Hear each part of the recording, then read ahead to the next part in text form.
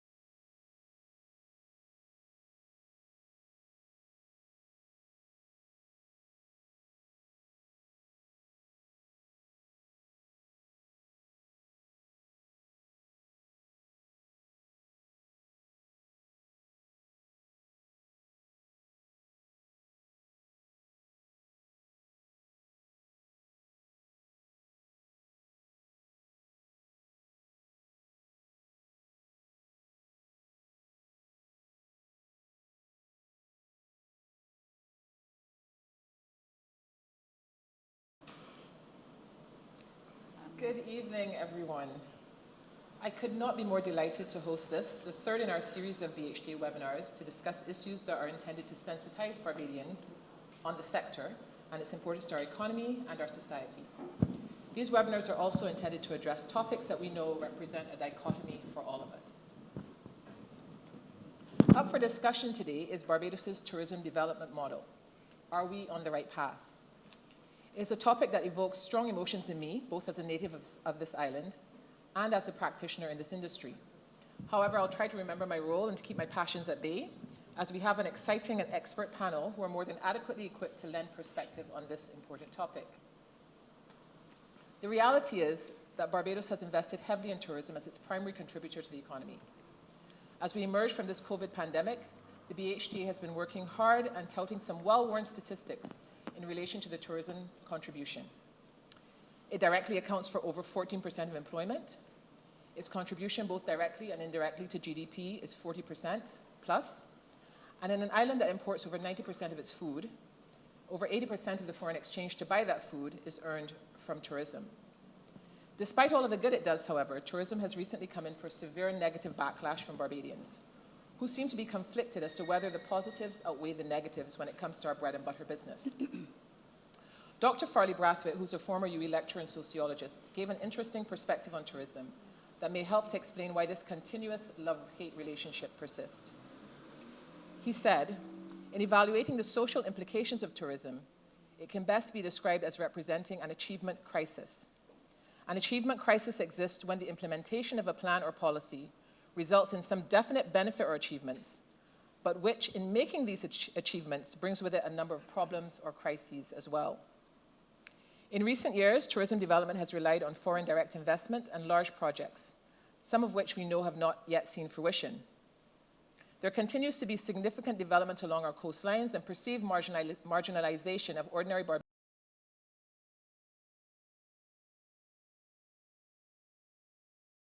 The plan, the Pearhead project, thank you, Mr. Weatherhead, among others, represent major opportunities for tourism development.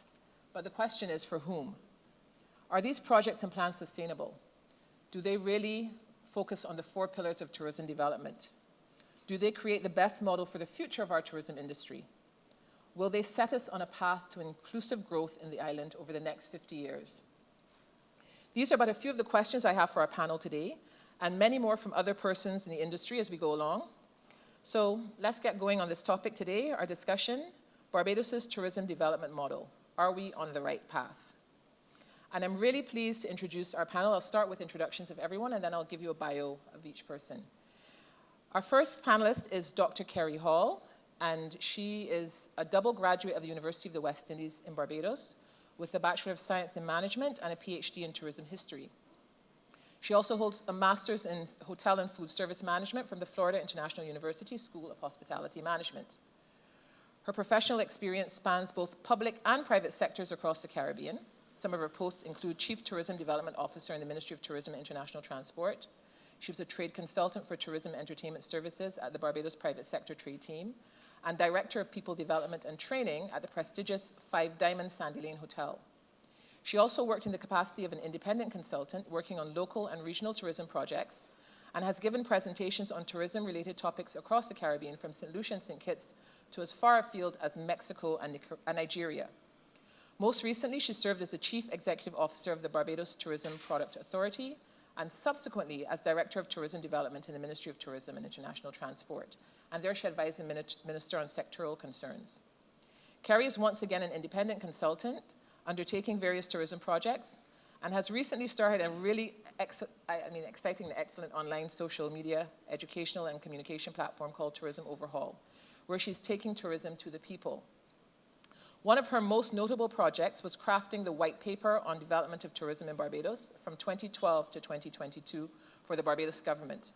And that is still, I believe, our seminal work related to a vision for the industry, Kerry.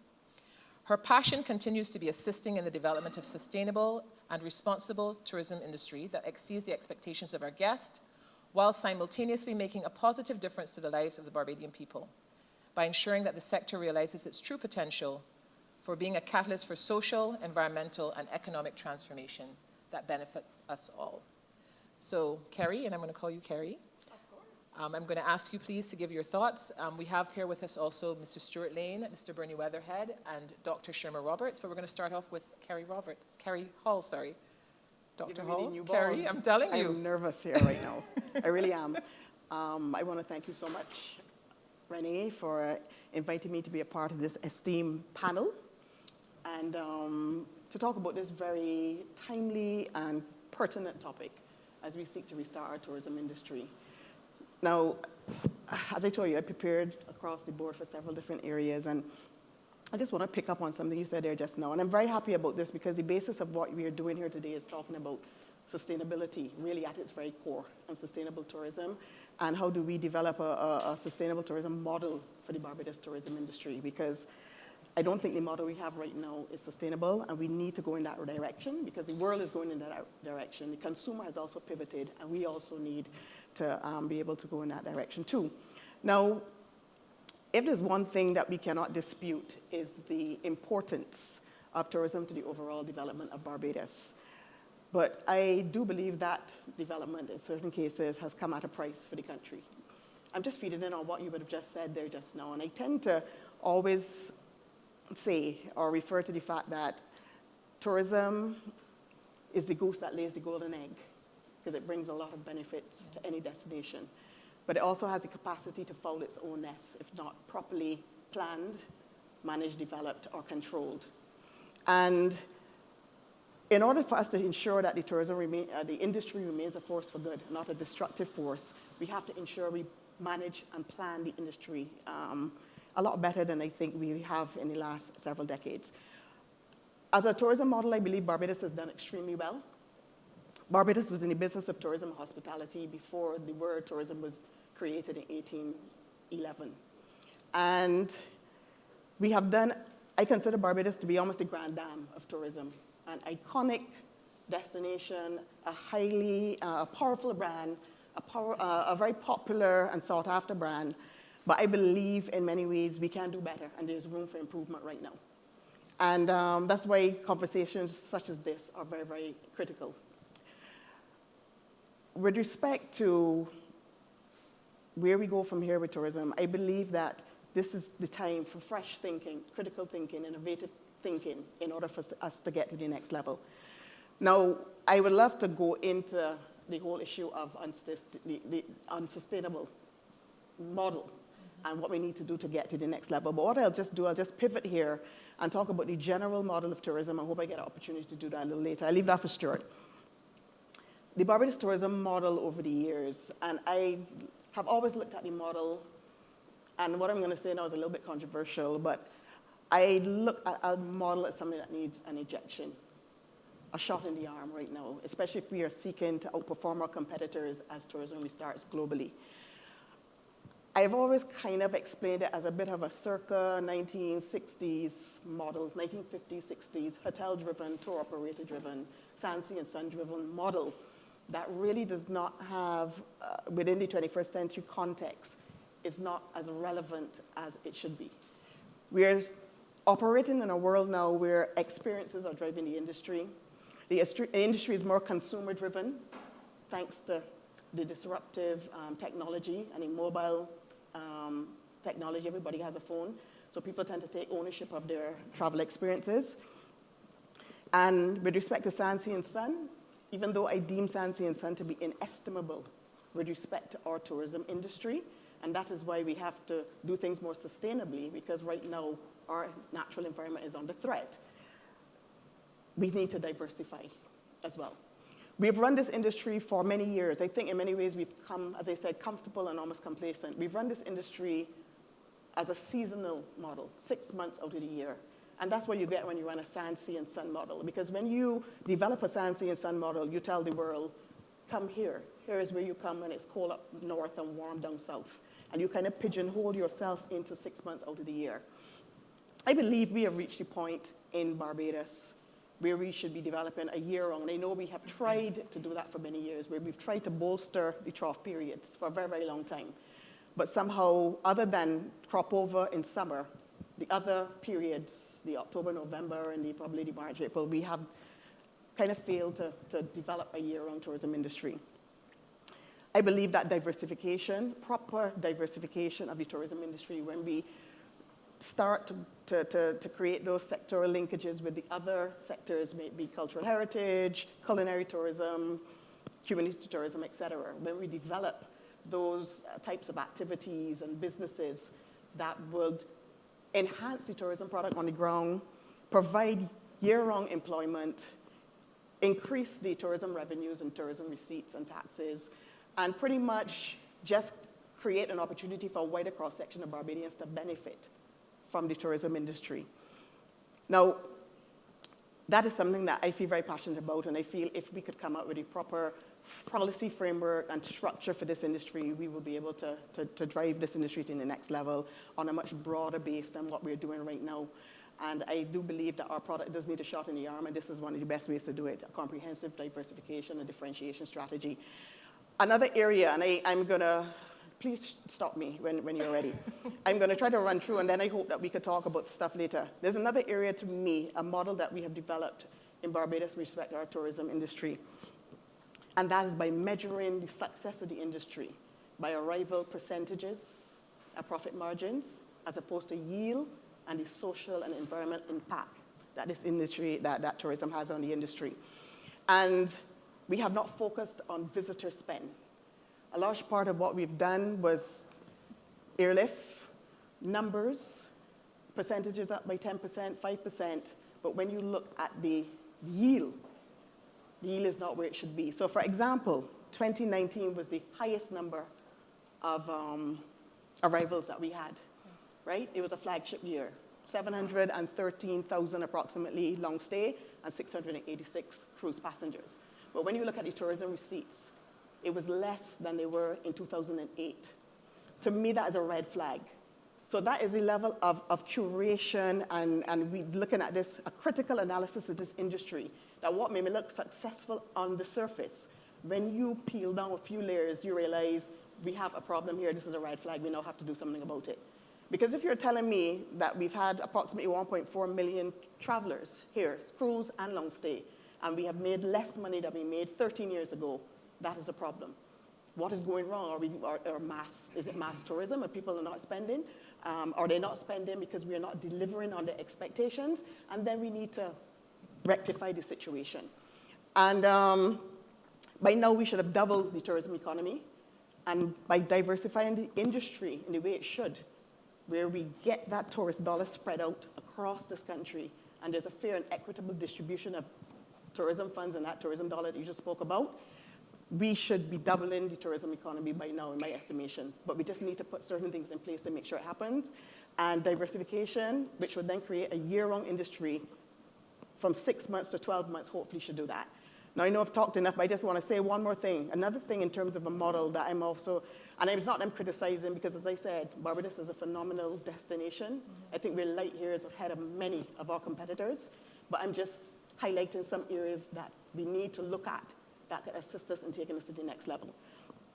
For many years, and this has been a bugbear for me, obviously, we have focused our overemphasis on marketing.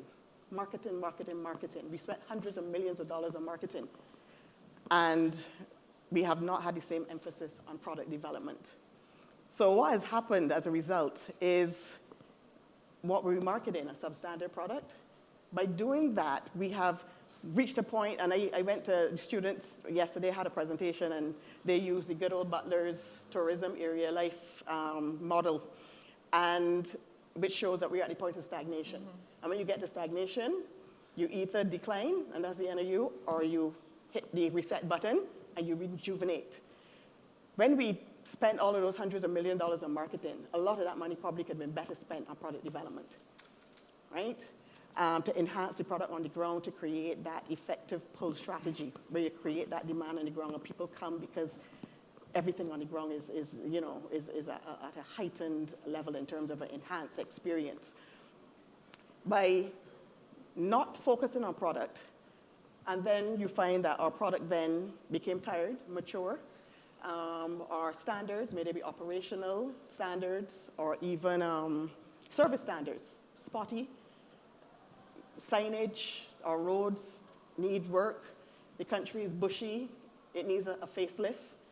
And we are saying we are a high-end aspirational destination. So when you're high-end and you're not high quality, you become then not just an expensive destination when value for money is not perceived, you become an overpriced destination. So there are just these little things that we need to pay more attention to. And those are just 3 that I have brought to the table so far. I would love to speak about the whole sustainable, but as a whole other show, and I hope to get to speak about it later. But those are just 3 areas, and the whole perspective of research as well. We tend to focus on quantitative, historic research, and we need to be doing more trend analysis. When you do trends analysis, you're able to anticipate, you get to know your customer better, and you get to, benchmark best practices, and that is our best way of understanding what we need to do, the products and services we need to develop on the ground to cater to the needs of the modern-day traveler. And trend analysis tells us that, and forecasting as opposed to quantitative. So it's more qualitative research that we need so that we have our finger on the pulse of what the new traveler is looking for, and we could deliver on their expectations. So that's just what I'm going to say for now. I'm going to stand down. I'm going to return because I want to talk about the sustainable tourism and what we need to do in order to remain competitive and to give our beautiful, beautiful destination that shot in the arm. And especially the modern-day traveler is looking. So even if we ain't doing it, they will choose another destination, they will choose another company, another hotel. So I will have a little bit of a discussion on what we need to do there. But I would like to. In our pre-show discussion, we were talking about whether we would be descriptive or prescriptive. We've launched already into the prescriptive aspect of it. But we have a gentleman here who is well known to many, very quiet, but definitely a powerhouse in tourism. Stuart Lane has spent over 20 years working in the industry, having been appointed permanent secretary in the Ministry of Tourism International Transport in 2000. In 2004, he was appointed on secondment as the president and CEO of the Barbados Tourism Authority, now defunct. I first encountered Mr. Lane during my early forays in this industry, and there's something he used to say frequently that I've taken with me as a foundational philosophy of my business. He used to say, "It takes cash to care." I always remember that saying. I've used it. In June 2009, he became the CEO of the Barbados Tourism Investment, Inc.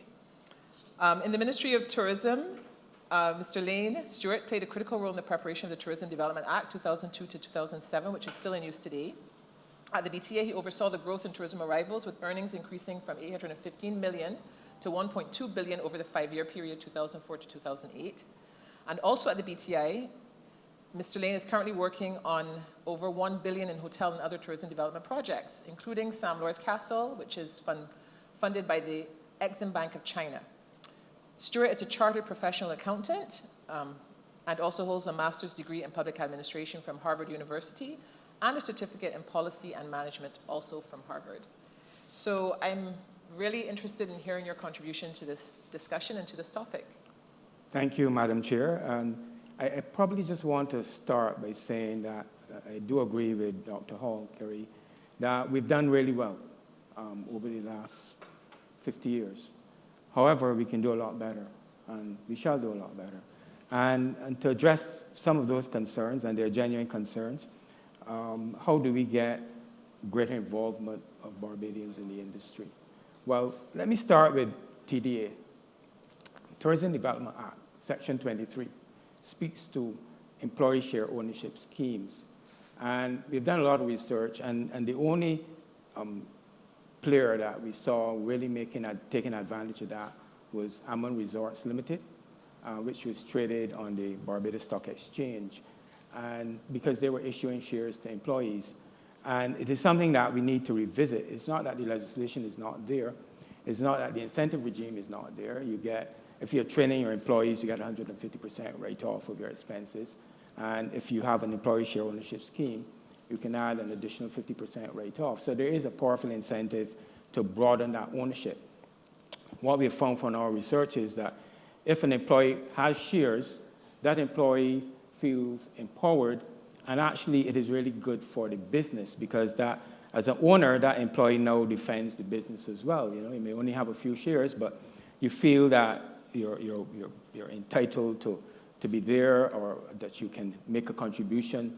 And it works well for the employee, and it works even better for the business. It's just good business. And so we're going to be encouraging people in the industry to look at that. So that's one area.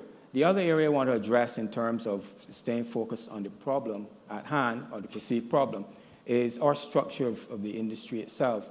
Unlike most Caribbean islands, and we are hard-pressed to find an example quite like ours, most of our properties are boutique properties owned by Barbadian families. And that's a fairly unique characteristic in the business. We are only now getting to bringing brands in. So while we have these concerns, and they're legitimate, I'm saying that a lot of our hotels are already in the hands of Barbadians. The other thing I want to say in terms of broadening ownership, we are having discussions with various potential developers where some percentage of the new development must be made available to the public. And because it's recognized that if, in terms of the sustainability of this industry, if you don't broaden the ownership, then we run the risk of alienating large parts of the population, and who would then not feel that they're empowered, because ownership is a very powerful thing in terms of motivating people to function. So what am I saying in summary so far? I'm saying, yes, those concerns are legitimate, but there are solutions that are already available that we need to avail ourselves of, and that we have further types of policy initiatives by the government, and this is not just me, this is the Honorable Prime Minister, discussing ways of broadening ownership for some of these large developments.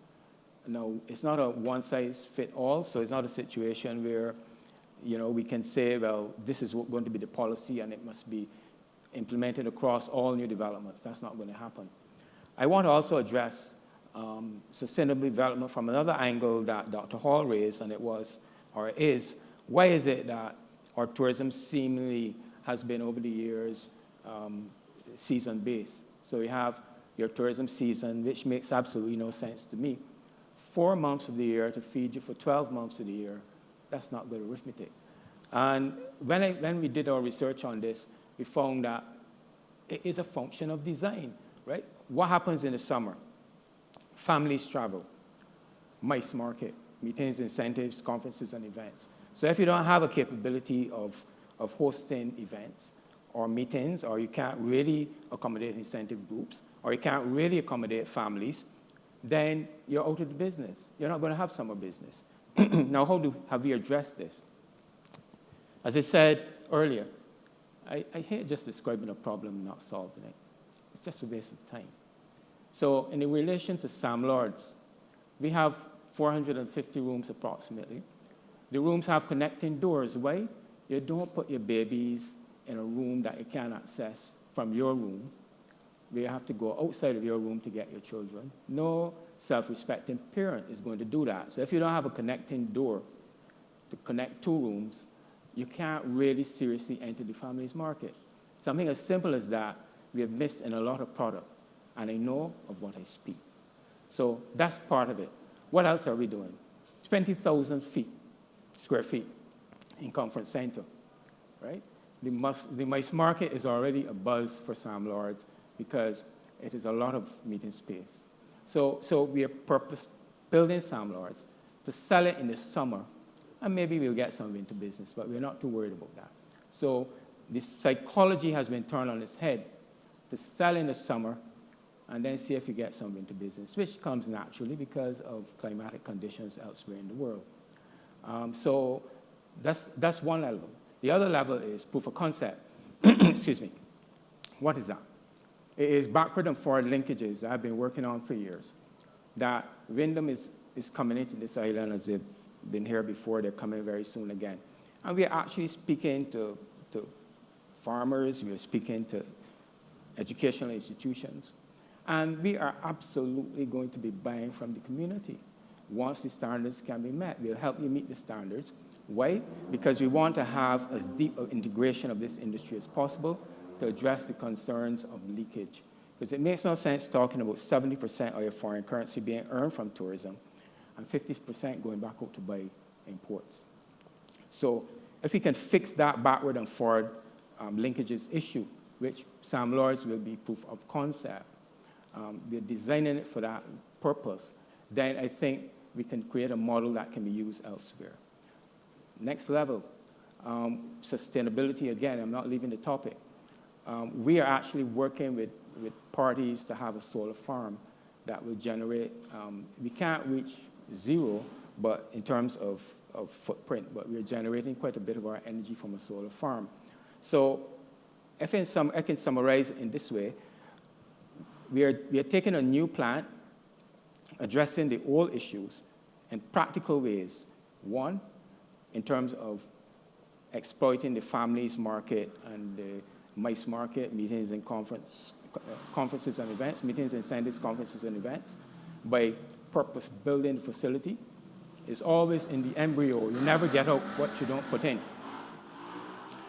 We are looking at ways of backward and forward linkages for the industry by integrating what we are doing with what the community can produce for us. And we are really serious about it. And we are obviously, as I said last, building capacity for renewable energy into the product itself. Again, you never get out what you don't put in.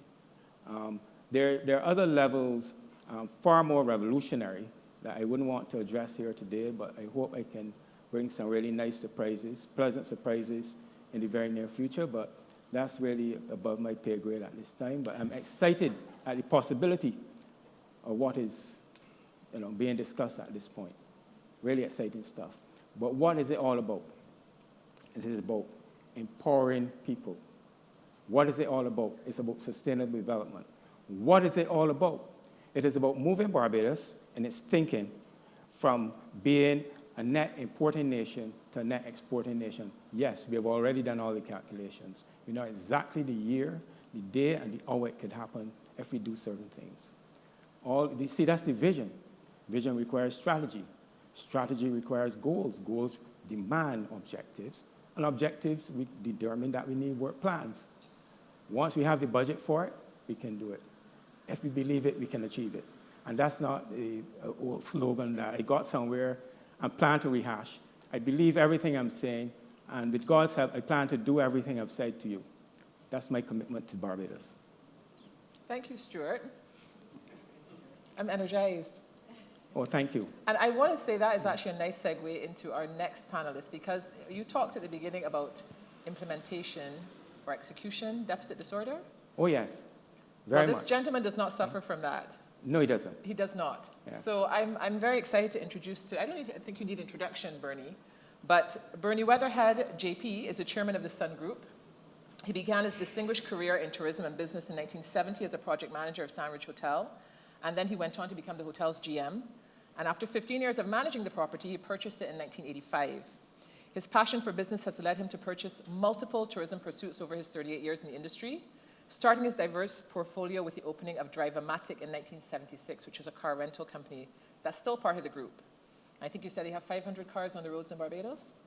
Today's Sun Group, Inc. encompasses operations in hotels, retail travel, land and sea adventures, duty-free retail, vehicle rental, ground transportation, destination management, villa rental, and convenience shopping. That's iMart. I'm not doing any advertising for him. Educated at Barbados Academy and Harrison College, Bernie's first career role was on a sugar plantation, working at 3 sugar estates then owned by Todd's Estates. Throughout his career, Bernie has sat on boards of the BTA, the Caribbean Commercial Bank, and the RBTT Bank. He's a past president of the BHTA and has also served as a director of the CHA, Caribbean Hotel Association. In his spare time, I'm amazed he has that, he also sat as chairman of the Barbados Light Airplane Club, as a charter member of the Lions Club of Barbados North, and a life member of the Barbados National Trust. Among numerous awards he has received, in 1981, the Barbados Chamber of Commerce recognized him for his outstanding contribution to tourism. And in 2001, he was awarded a Lifetime Achievement Award by the BHTA. Bernie is married to Marilda, am I pronouncing that correctly? She's a Venezuelan artist, has beautiful art on display at the Frangipani Art Gallery at Sugarcane Club. And he has 2 sons, Alfredo and Rod, who also play integral roles in the business. So I think coming out of all of that Stuart has shared with us, I would really like to hear your perspectives on this topic, Bernie, because you're definitely a developer, you're definitely somebody very involved in tourism development. Well, I would like to say thank you, Chair, but I'd rather say thank you, Renee. That's perfect. I listened to the 2 panelists speak, and we do have statistical problems in the country. In fact, having a hotel in St. Lucia, I've realized that there's a lot of statistics in St. Lucia available to us on a weekly basis as far as the performance of the industry is concerned. So you have a statistical problem, and Stuart talks about sustainability. I believe that tourism has been sustainable over the years, except when there's a pandemic, and no one counted on that, and took us by surprise. But basically, the island back in 2007, 2008, that winter of 2007, 08, came to a sudden and abrupt end in around January or February when the world crashed. But it was a major year. And if you were to look back at that period, there were a lot more rooms available in Barbados than there is today. We have had a depletion of rooms over the years. You had Ammon, 400 rooms go out, Silver Sands, I mean, you name them. And then the one that is Peter Hull now has up here, Sandy Bay. A lot of hotels went out of business during that period after 2008. And therefore, I think we saw a decline, and then tourism picked back up during the last few years, and we had up to 2019 a bumper year. But it's the type of accommodation that you have at the time, and if you have a 400-room luxury hotel running like Ammon, you all-inclusive, your earnings would have been a lot different, would have added tremendously to the comparing to back in 2007, 2008. So I can only speak from the point of view that I live and breathe it. I've been as a manager or owner for 51 years. Talk about sustainability. One of my staff, very dear to me, came to me from school as a pool boy and retired at the beginning of this month as the maintenance manager over all of my companies, including villas and everything. And he was proud to say that he was with me for 50 years, 5 months. And I have a lot of staff that have been with us from back in 71, 72. And it just reminded me that it's coming a time when I have to retire, because they're all retiring around me. So, but they've been with me from the beginning. And we have run companies that we have grown from a rent-a-car that was bought with 4 cars. We started it as a little partnership, and started out with four cars and built it up to one of the major locally owned Caribbean car rentals. Other than in Jamaica, I can't compete with Jamaica because of the numbers up there, but we would be considered an extremely large company in Barbados and the Eastern Caribbean. And I think, forgive me if I talk a little bit about ourselves, because I think I'm trying to address the tourism industry's development, because I feel I was very much a part of it, and lots of others that came along. And we went through the period of the 80s where hotels, businesses were closing down. I told my two boys when this pandemic struck, I said, I've been there already. I was there when companies folded and BDB, the Barbados Development Bank, was formed to just try to save companies, not necessarily just hotels. So we have these problems that arise, and I believe that Barbadians, when it comes to tourism development, when I hear some people talk about, well, we have to diversify, I would agree with trying to diversify as much as possible, and I think I would certainly agree with Stuart. We need to cut down our import bill, and that can be done by getting more agriculture here. The hotel industry has always been blamed for not supporting agriculture, but the average hotelier does not know where he's buying his bananas from or his potatoes from. He doesn't know they come from St. Lucia maybe or whatever. He is buying them from a local guy that comes around and supplies the hotelier in a van with vegetables. So the sustainability is there because if the hotel industry develops, and I would caution, develop at a pace that doesn't jeopardize the present companies, because in the 70s when all of the apartments were built to accommodate the Canadian traffic, you had Asta, Sandridge, Silver Sands, Sandy Beach. Well, that came a little bit later. But you had a massive amount of apartments come into the market.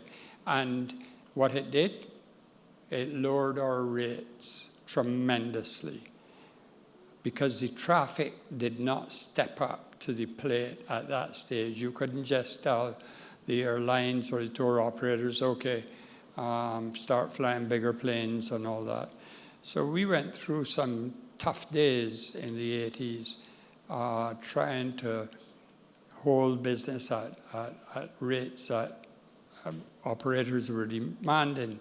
I would suggest too that one of the ways to make tourism really sustainable is to get it to the stage where we are not overly dependent on actual charter tour operators. Now, I deal with a lot of them. I represent Virgin Holidays, so I shouldn't be going in that direction, but I think that hotels have to make sure that they have a percentage of their guests that is coming to them year after year because of what they're doing, the changes they're making. The hotel industry is a massive capital investment, and capital investments take long repayments. And I've argued all the time that, you know, people point fingers and say, well, the hoteliers, because they have access to foreign currency, they don't bring it in. But local investors have to bring in every cent they take through a hotel. Otherwise, they will fail in paying the bank. Capital investment is a serious thing, unless you can get shareholders. And the mention was just now about shareholders. I believe I could say that I don't know of too many hotels in Barbados that would not accept shareholder investment. I have tried, and I have not been successful because Barbadian investors are concerned about, well, suppose And especially now, everything will be, well, suppose another pandemic comes, but they are afraid of the investment in the length of time of return. The return is over a long, long period, and it's only in more recent years that we got longer years, 15-year repayments. It used to be 10 to invest in Barbados, and I would tell you all this now, and it's an absolute gospel thing. When I bought Sugarcane Club in 1982, the interest rate from Royal Bank of Canada was 17.5% on my loan. Now, we quarrel if we hear that the interest rate gone over 4.5%, but it was 17.5%. So I think tourism, one should not try to put tourism down to pull something else up. And I think that would be a mistake we would make. I think tourism around the world is being sought after. It's the most competitive industry there can be anywhere in the world that is actually bringing funds to the rock. And out of that grows a lot of different things, and Barbados has lacked developing some of the product, and I would agree with Kerry on that. We lack product here, and we need to pay attention to create product. Hotels have to come up with all sorts of ideas, and the hotels are quite capable of. When things are doing extremely well, hotels tend to sit back a little bit and say, all right, well, it's made. But in today's world, you're quickly reminded by repeat guests or something that there's a spot in the roof or something that wants fixing. And so I have invested in tourism in a major way, and small hotels, and employing over 1,000 staff in Barbados, and across the islands 1,500. I actually want to use that as a jump-off point for Dr. Roberts, because one of the things that we do very well in tourism and in hotels in particular is investment in human capital, in my opinion. Yeah. But I want to invite Dr. Roberts, because prior to our discussion, we were having a talk about the importance of investing in human capital and human capital development. And Dr. Roberts is a senior lecturer in tourism at the University of the West Indies Cave Hill campus. Having taught in the UK, she joined the Department of Management Studies in 2005, where she has worked hard to raise the profile of tourism education through innovative initiatives and industry collaboration. I can speak to that personally because we have worked with Dr. Roberts here at Infinity on the Beach on a number of projects. In addition to teaching, she serves as the chairman of the Tobago Tourism Agency and previously held positions as chairman of the Tourism Advisory Council in Barbados and deputy chairman of the Barbados Tourism Product Authority. She has been instrumental in developing the participatory framework for the Tourism White Paper, 2012 to 2021. And she also served as a panelist and chief examiner for the CXC, Caribbean Examination Council. She has co-edited 4 books and recently published, that's in November 2021, congratulations to you, Managing Crises in Tourism, Resilient Strategies from the Caribbean. I have to read that. Sherma has written and presented papers in areas pertaining to community participation, corporate social responsibility, sustainable tourism, diaspora tourism, e-marketing, and tourism entrepreneurship. Sherma is an alumnus of the Brunel University, that's where she got her PhD, University of Surrey, where she has a master's with distinction, and University of the West Indies, where she has a BA in history and postgraduate diploma in international relations. So definitely eminently qualified to speak on this topic, and I'm interested to hear your perspectives on it. Oh, Rennie, good afternoon, everybody. Good afternoon, ma'am. It's lovely to be here to share. You gave us quite a jolt when you say, is tourism on the right path? That's a big question that you're asking, and it really caused me some contemplation. Because is Barbados on the right path? Who am I to say? But then I sort of delved a little bit deeper, and I said, is there a path? Do we know where it is? Have we agreed on the path? I might not be able to answer the last two questions, but certainly I can speak to the fact that Barbados has a path, and you've had it in my estimation, from 2001, when you had the Green Paper for Tourism Development. And that Green Paper centered conservation, it centered collaboration, and it centered partnership. Stuart spoke earlier about the implementation deficit. And Stuart, I would want to say that there is more than an implementation deficit, not only in Barbados, but in the region. There's a monitoring and evaluation deficit. So we do not know how far we are progressing because, one, we have not developed any metrics. So how far did we get between 2001, when there was a green paper, and 2012, when there was a white paper?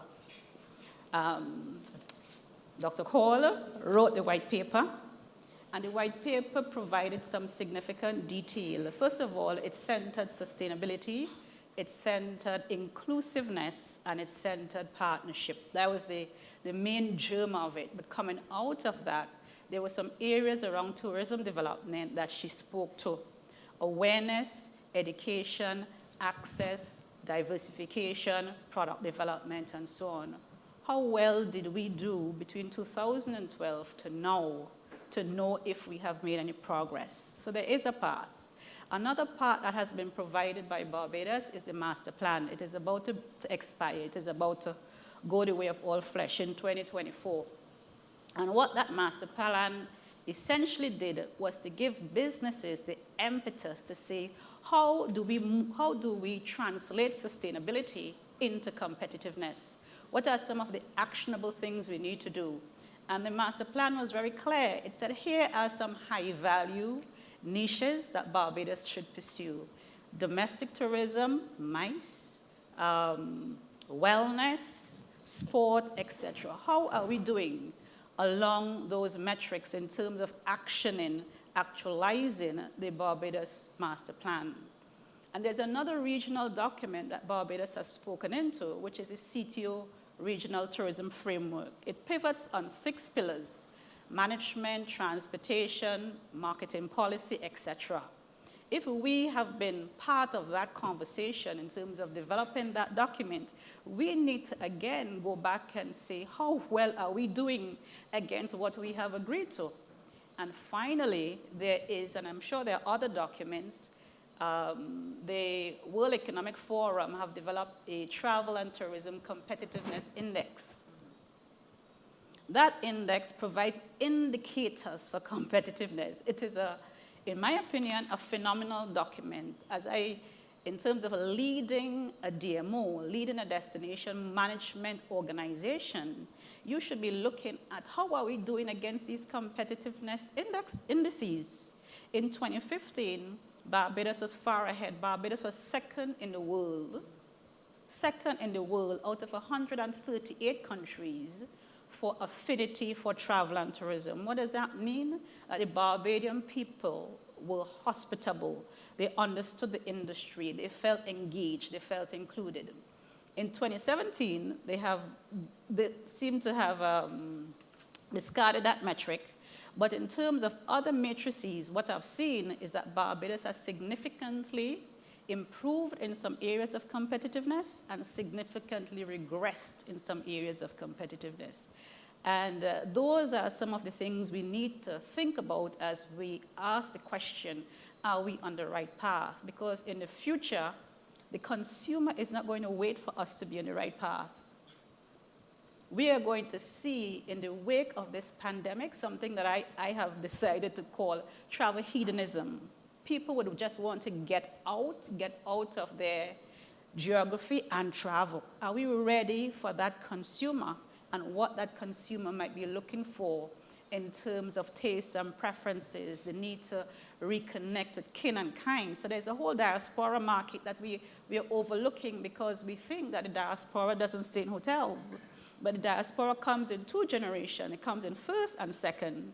The second one isn't staying in the family home because they want to behave in a particular way. So they're going to be using the tourism facilities. They're going to be going to the attractions. They're going to be on the outdoors. They're going to be renting the cars, etc. we need to begin to think about all those segments in the market that might be potential low-hanging fruit. So the consumer isn't going to wait for us. Stuart spoke about the fact that hotel doors are now connecting, and they're not just connecting because people have a baby in the other room. They're connecting because multi-generational travel is on the rise. They're connecting because blended families are on the rise. Two divorcees are marrying, they have three, you have two, they're staying in the same place. Villas are going to be the type of accommodation that people be looking for. The sharing economy is going to explode because the consumer is looking for value. So even as we think, are we on the right path, we have to be thinking ahead. So monitor and evaluate, but think ahead. The competition is not going to wait until we're on the right path. So, so as we ask the question, are we on the right path? I think that some significant levels of auditing has to be done in terms of how far have we gone actualizing the white paper and actualizing the master plan, and then we push forward from there. So I'm just gonna rest here. Thank you. And interesting, one of the questions that came up when I was sending out this flyer to some of the hoteliers that I linked to was, what is our plan? So it's interesting that even within our sector, there are people who are very immersed in the sector that do not know what our tourism plan is, do not know what our path is, and that is actually a little bit scary. Before you go on, I want to say that the rationale we had over a decade ago for developing these papers, the green paper, was that the current policy framework had been overtaken by time, and they were expected to facilitate the long-term growth and development of the industry in a sustainable manner and to create a vehicle to ensure adherence to sustainable tourism planning principles. We are 10 years on. The plans that exist are coming to the end of their shelf life, and we have, these questions. What is the plan? What is the path? So where are we really in this entire thing? But as far as I could see, I don't think right now that there's a plan, because as you said, people are asking what is the plan. And I believe that as we're preparing ourselves to reemerge on the global landscape, the long and costly pause for the last year and a half, 2 years, that was the time to really refresh the white paper and the master plan and actually come up with a plan. A compelling and an inspirational vision for the industry, a comprehensive plan, a participatory approach that everybody could get behind. Because I think particularly coming out of COVID, where there is a bit of anti-tourism sentiment by the locals because a lot has happened that has left a bitter taste in their mouth. And we want to ensure that Barbados remains that welcoming society that it has been for the last 300 or more years, or has had the reputation for. So we needed to do a little touch base and have a dialogue, I believed, with the Barbadian people, right? To get their concerns, because what is happening around the world, particularly in cities that have experienced over-tourism, where it was a massive anti-tourism sentiment even before COVID. Cities like Barcelona in Spain, Dubrovnik in Croatia, Amsterdam in the Netherlands, et cetera, et cetera. What was happening there was, because of the anti-tourism sentiment, you find that there's been a shift globally from a tourism focus to a more local-centric focus. And this has to do with the tenets of sustainability, where the 3 pillars of sustainability are economy, society, and environment, or profit, people, planet. And we tend to focus on one aspect, the economic side with the profit and the revenue, et cetera. And we somehow, in terms of the ensuring that the livelihoods and the quality of life of the local residents are enhanced as opposed to be debilitated by the tourism industry, and the environment is preserved and protected, that there needs to be a balanced approach taken out to tourism development, where there's an equal focus on profit, yes, but also people and planet.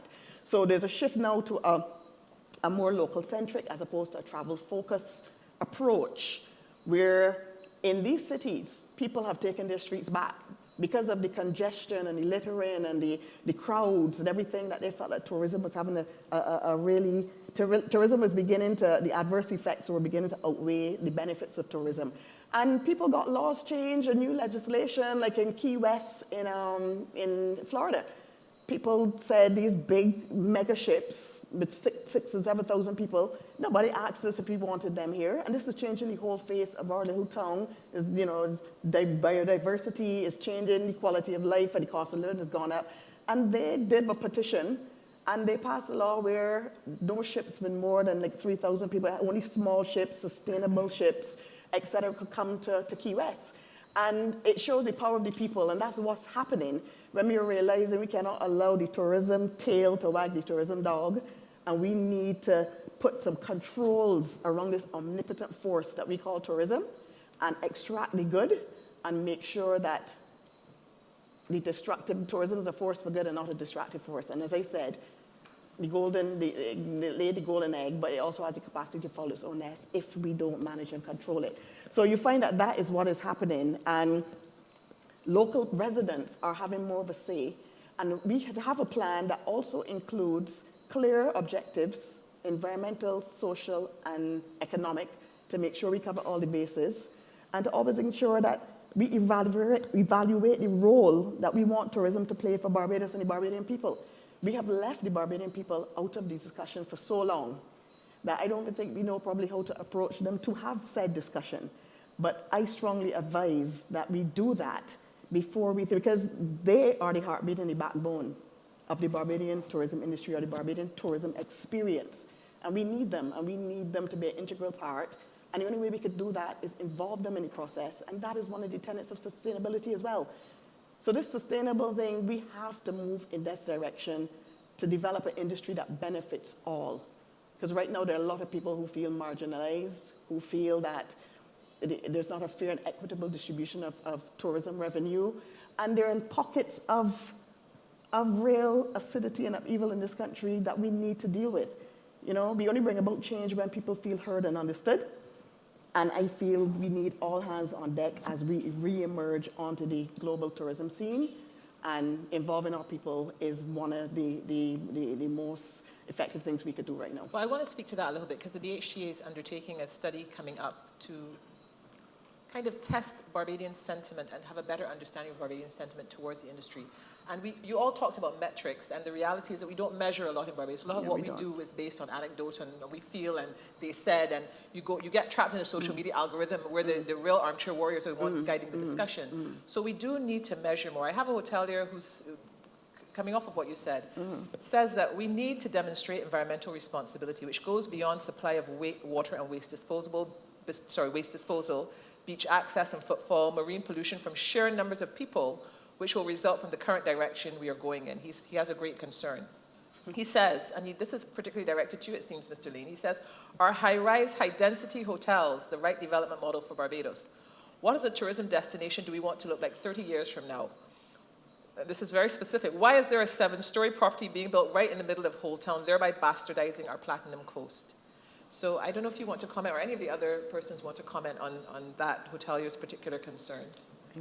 Well, what I would say is, you know, they're genuine concerns, and I believe from a planning perspective, everything is taken into consideration. You're going to have the different market segments, and therefore you're always going to have a judicious mix of product offering. The reason that you may probably want to go higher in terms of a high rise and density is because you have, in Barbados right now, as you know, very limited areas for tourism development. And you would try to optimize the use of the land while not in any way violating the environment. So I think it's a very delicate balancing act.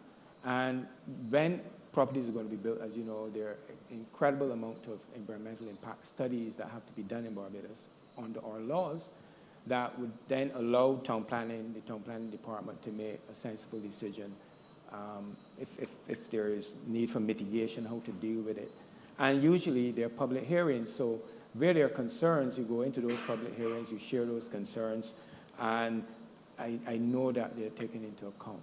So I think it's a more complex thing. Certainly it's not something that I can speak to definitively because it is not really my remit to make planning decisions.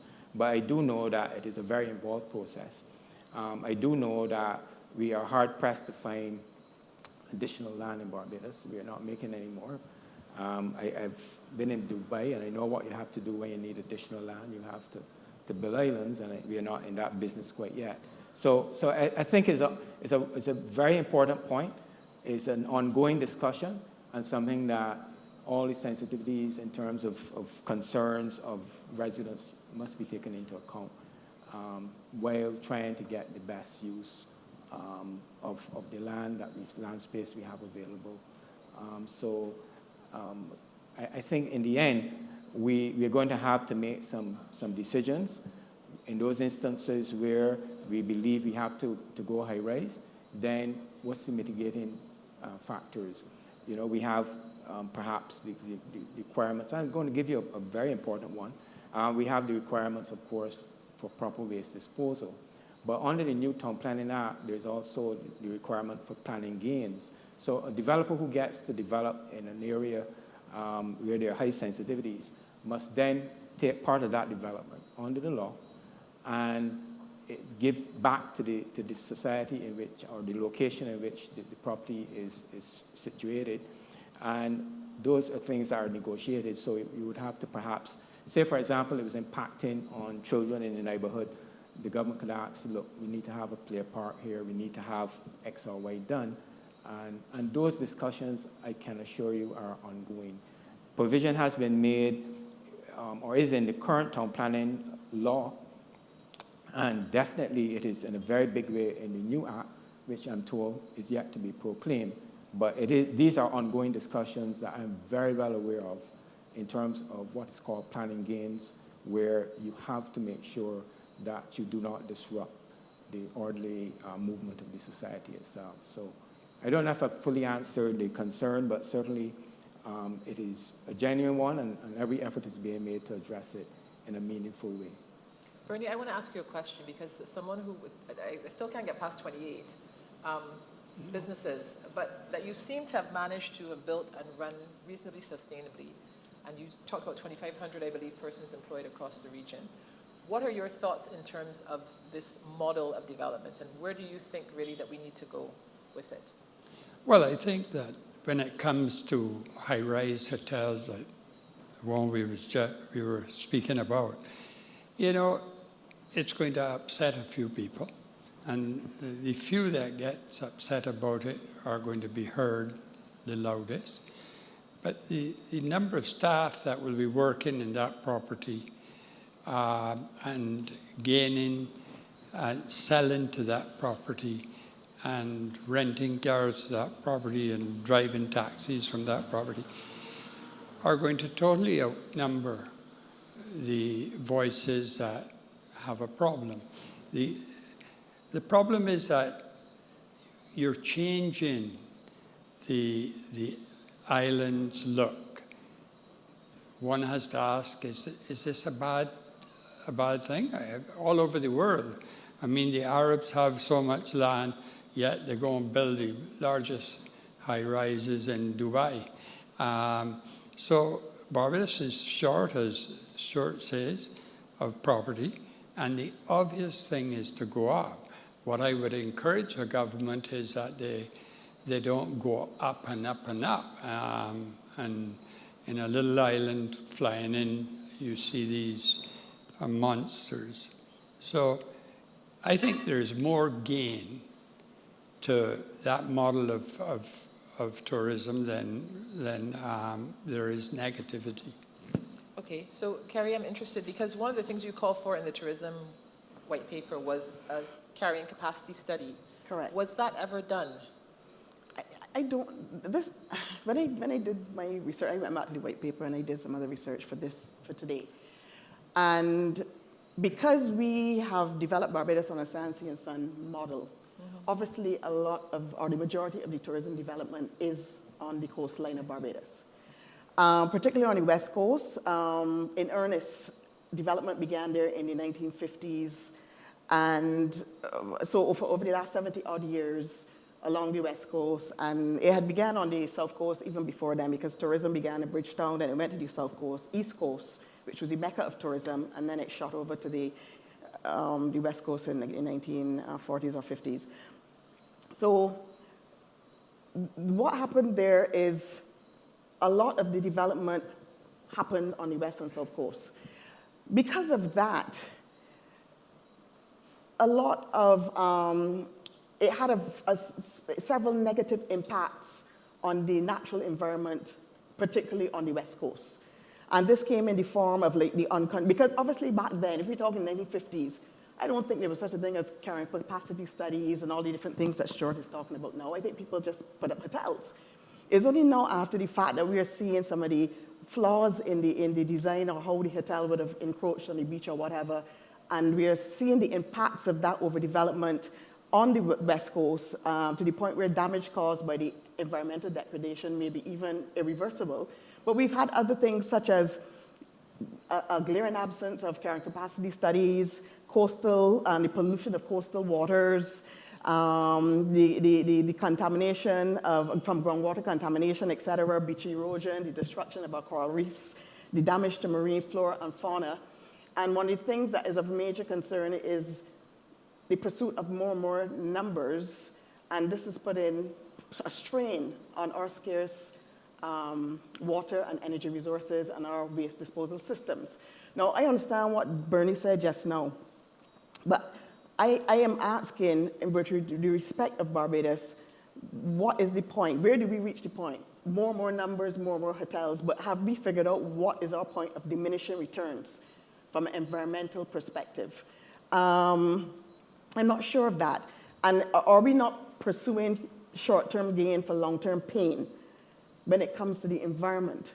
And I think there are people who are very, very concerned. Where you've, as I said, tourism is the goose that lays the golden egg, just as Bernie said just now. We put up a tall structure, there's employment in construction, there's going to be employment after. Some businesses may get business from the hotel, but in terms of the long-term pain of that, if it is not done sustainably and if it's going to have a negative impact on the natural environment, negative environmental or even social impacts, I do not know if, and Stuart kind of alluded to it just now, and I meant to ask Stuart, it was one of the questions, where, you know, when a business comes in, do we insist on green investment? Do we insist on no encroachment on the beach, green materials in the retrofitting or building, green technology? Are we there yet that if any new businesses show up, because we cannot take back the destruction of the past, but going forward, if we are putting up new buildings on the beach, on the coastline, we have to put measures in place to protect this country for future generations. Thank you for moderating for me, Stuart. The question is? Sorry, Stuart. Well, yeah, I want to answer a number of questions, actually. Hopefully Okay. all that were asked and not some that have not been asked yet. But first of all, as PS Tourism, I worked on our commission carrying capacity study back in around 2001. Coming out of that study, at the time, there were no real concerns for Barbados, which was good for us. I like to think of carrying capacity in two dimensions. One is physical constraints, and the other one being societal. So I could engineer out physical constraints by obviously having high rise. I can carry more and more people. The question is it something that the society would allow? And coming out of that study back then, it seemed to be a situation where Barbados was quite happy with tourism. But we also got some feedback that they were concerned about the narrow base of the ownership structure. And we also came away with the idea that if we overdevelop this industry, then there'll be the challenges, because to say, for example, we have a finite amount of health services and we have a finite amount of beach space. So if you overdevelop the industry and there's a crowding out effect, now you're going to have conflict between the visitor and the local party. So it's something that we need to revisit.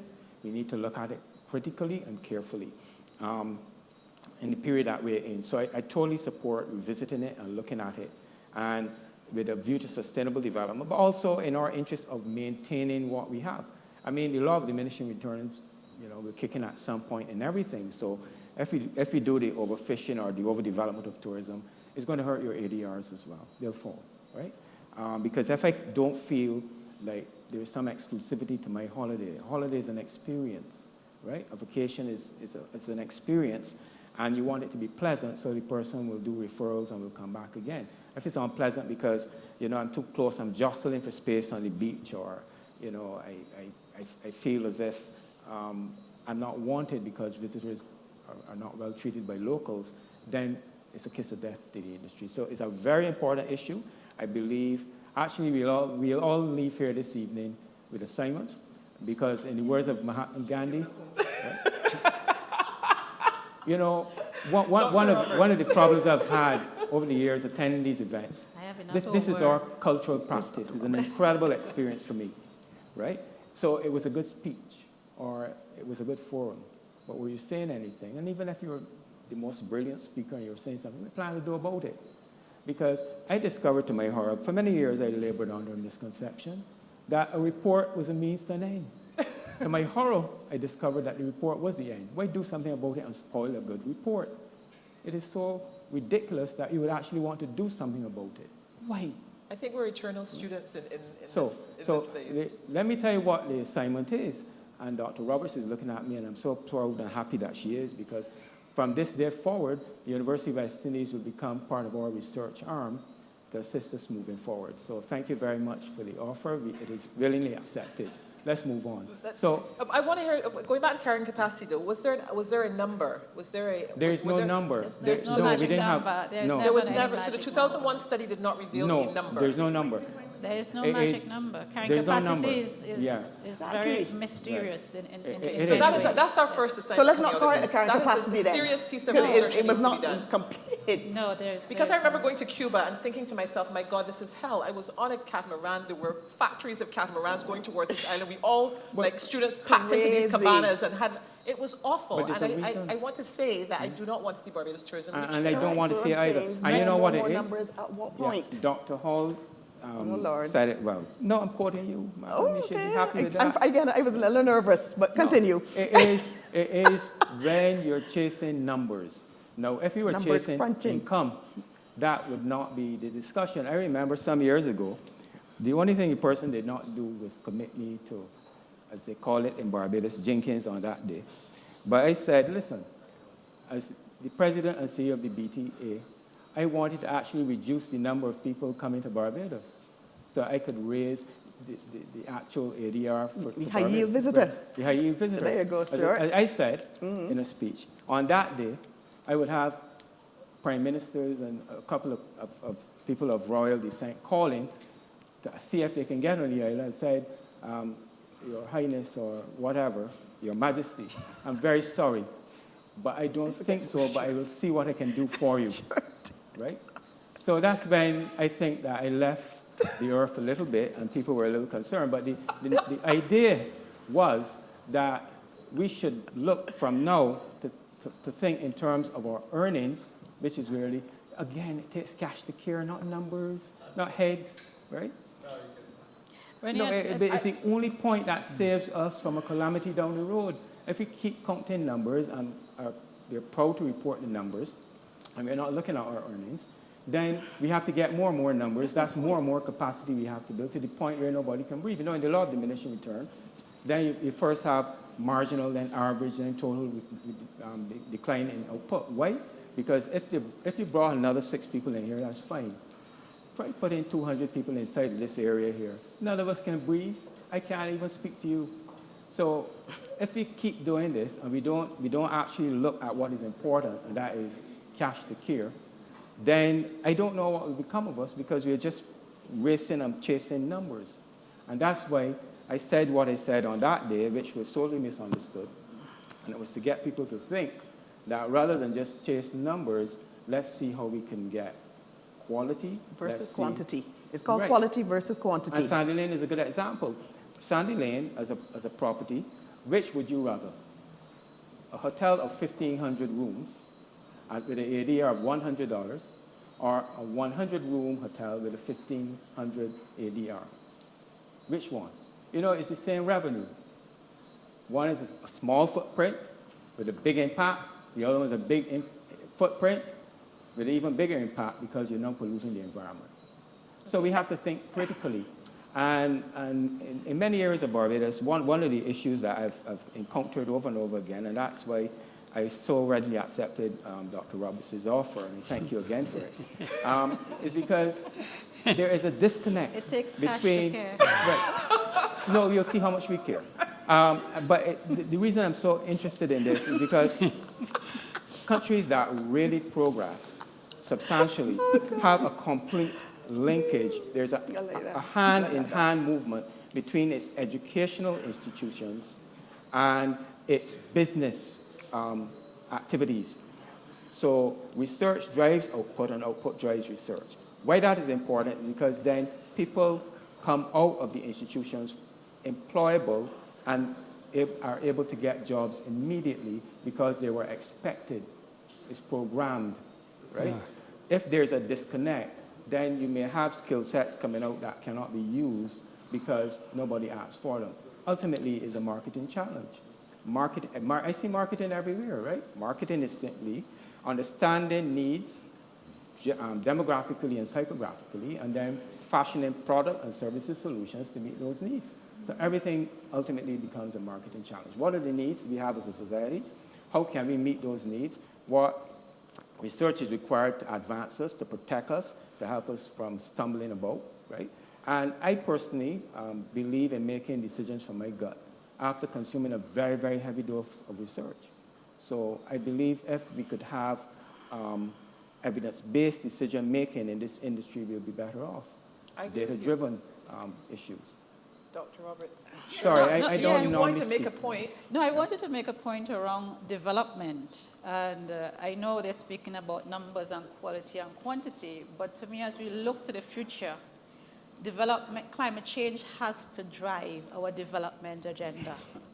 It has to, because, you know, are we still building on the coast? And what does that mean in terms of beach erosion or wave action? What does it mean in terms of even the way we design the property? So I think climate change has to drive development efforts. I also think that destination positioning, essentially at the core, I ask this question in my class all the time. When I say Las Vegas, what do you think about? When I say New York, because those destinations have very definitive brand positioning. If I ask the question, who or what is Destination Barbados? There's a resounding silence. And I think once we answer that brand question, I'm not speaking about a strapline. A strapline is not a brand. A brand says these are the core elements of who I am. That's why people buy a Mac computer, because you know when you buy a Mac exactly what it is you're getting. And identifying our core attractors should also drive development. What do I mean by that? If you say you are a wellness destination, or if you're a sport destination, you go after the type of brands, or maybe independent or international brands, that will align with those core attractors. Romance tourism, you know the types of properties that would align with that brand. So we should not just be going after development just to say, yes, we have put up a resort. So all of those things, as we move forward, must begin to be in place. I think we have been a little bit lucky because Barbados is positioning, and you can, probably hand draw a quote to me. The tourism industry has been successful because your national brand is powerful. And I think very often we think it's a tourism brand that is powerful. It is powerful, I don't discount that, but Barbados has a national brand. Order, well-kept, clean, hospitable, that is a national brand. Things work. And so the tourism brand can leverage that. And if we do it successfully, and if we do it intentionally, I think that the next 10, 20 years would see Barbados really going in a completely different direction. So that's my contribution when we kind of think about development. I actually have a list of questions that were sent to me from beforehand that I want to get to, as well as I want to remind persons who are listening in or who are following us on YouTube that they can use slido.com to send their comments or questions, and they can join us at slido.com, #BHTA. Stuart, I know you wanted to speak, but I have a question from a hotelier. He said it was promised that the hotels would get the same terms as Sandals, and the message at the time was, just give us time. That was 15 years ago. Is it economical to build a hotel in Barbados now if it does not have Sandals advantages? Not trying to be controversial, that is the question. Well, I don't know what is meant by the Sandals concessions. I'll tell you why. The TDA was amended. And okay, let's dissect. Let's look at this thing in terms of, I hate to use the word granular and all of that, but let's get to the details, right? In terms of constructing a hotel, all hotels, Sandals, any hotel at all, on the TDA will get the same concessions. What is that? All inputs to build hotels are duty-free. I don't mean to reopen any old stories because I don't want this to be tomorrow's headline and I get a call from the authorities asking what I'm doing. I really don't want You didn't that. open this Pandora's box. This is a question that came Right. in. So I'm answering it. So I'm saying, here's the reality. The reality is that when you're building a hotel, Sandals, Mr. Dean, I just made up that name, I don't know of a Mr. Dean, small hotelier on the same footing. Free of VAT, free of all imposts. This is a matter of fact. Right? So it really is what happens after you've built the hotel. Let's see what happens after you've built the hotel. All of your proteins and beverages are duty-free.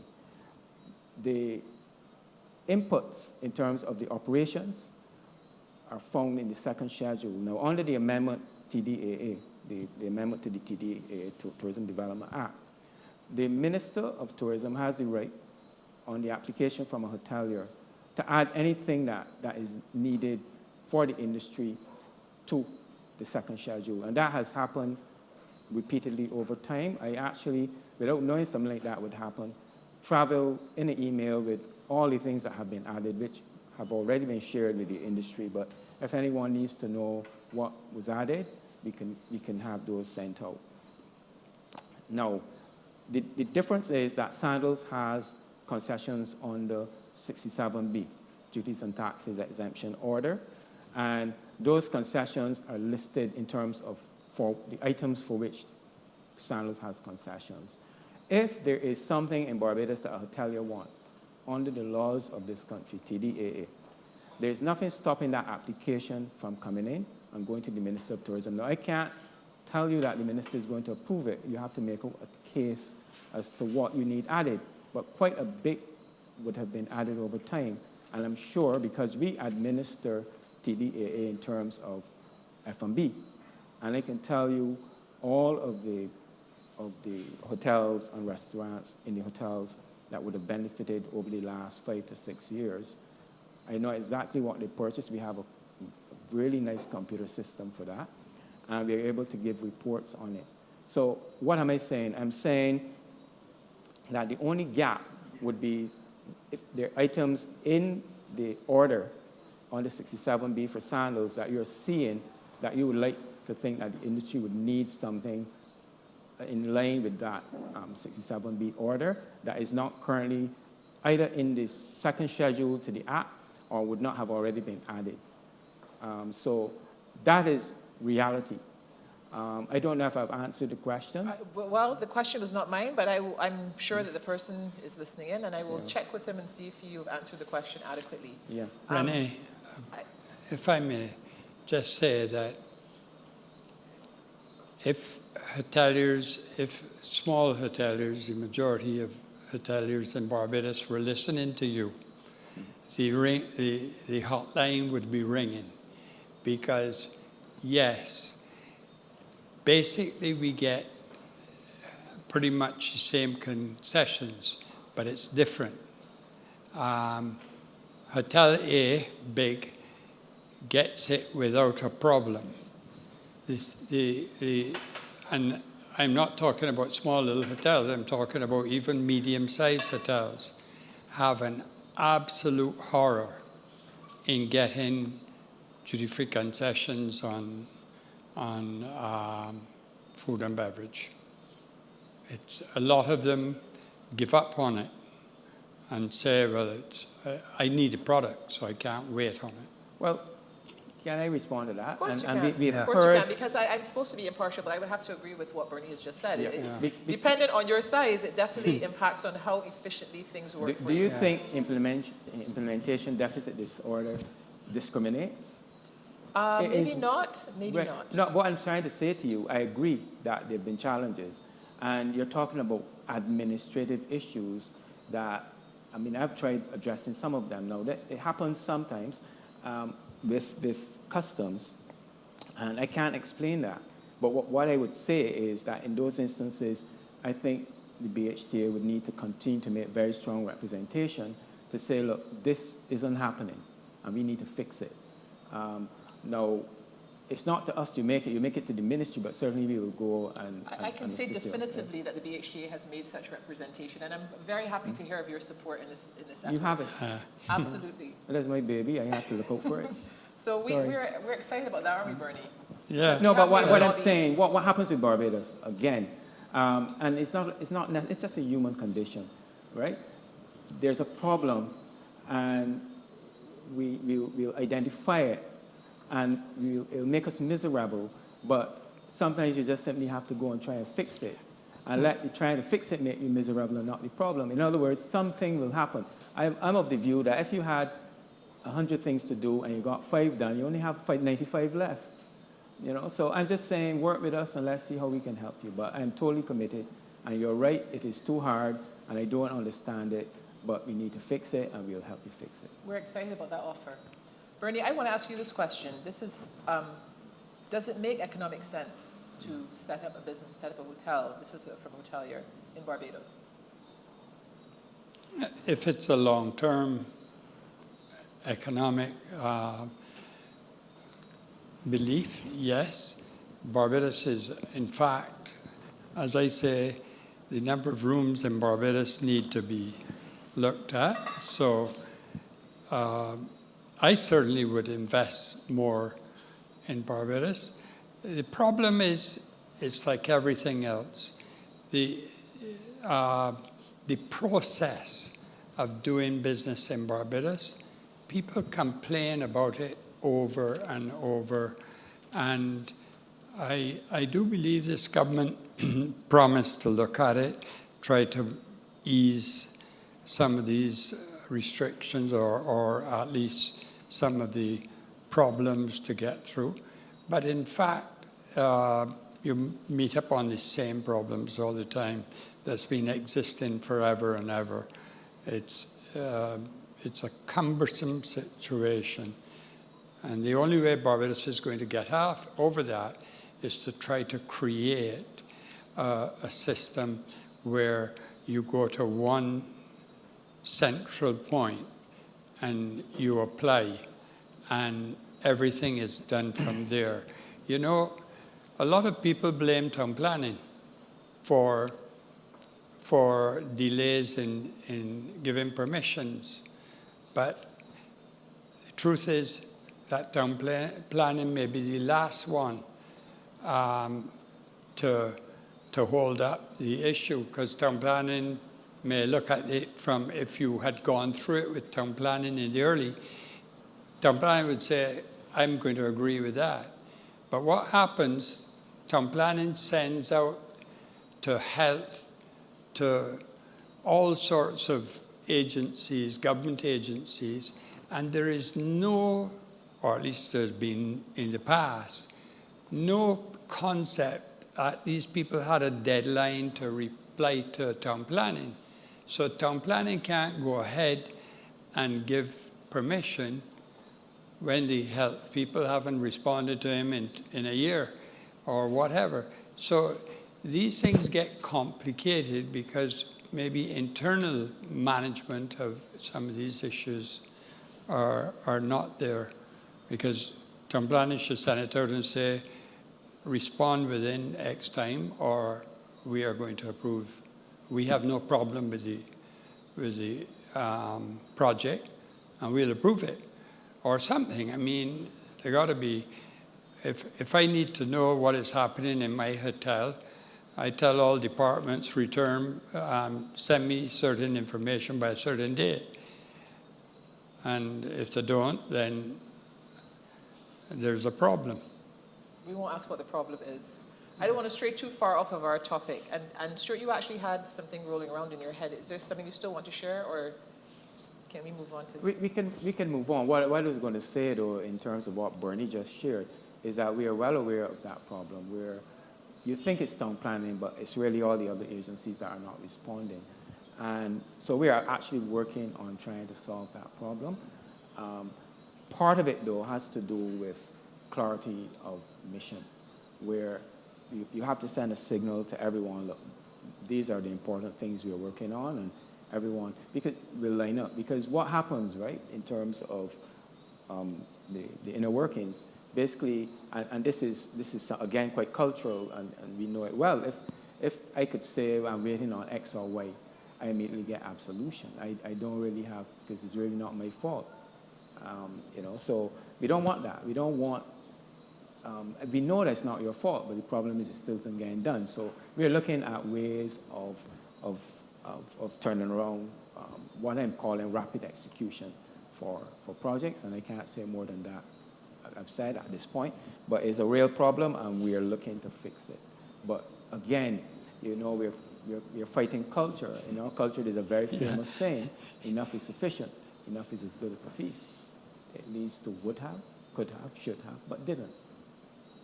And that's something that we have to fight all the time. Whereas we're trying to transition to a culture of excellence, where it's a results-oriented culture, and we don't leave ourselves with excuses, legitimate as they are, why it wasn't done. I don't really care. Then it's not my fault, it is his fault. So it's his fault, so it still doesn't mean anything to me.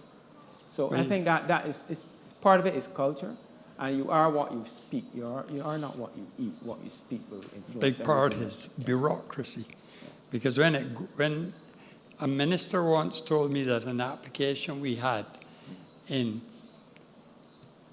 one ministry alone, because it went out to 4 or 5 different ministries, one ministry alone, there were 7 officers with pages and pages of comments on the project that really, it shouldn't have gone through that department at all. There was nothing to do with that department. So why you had 7 officers comment on it?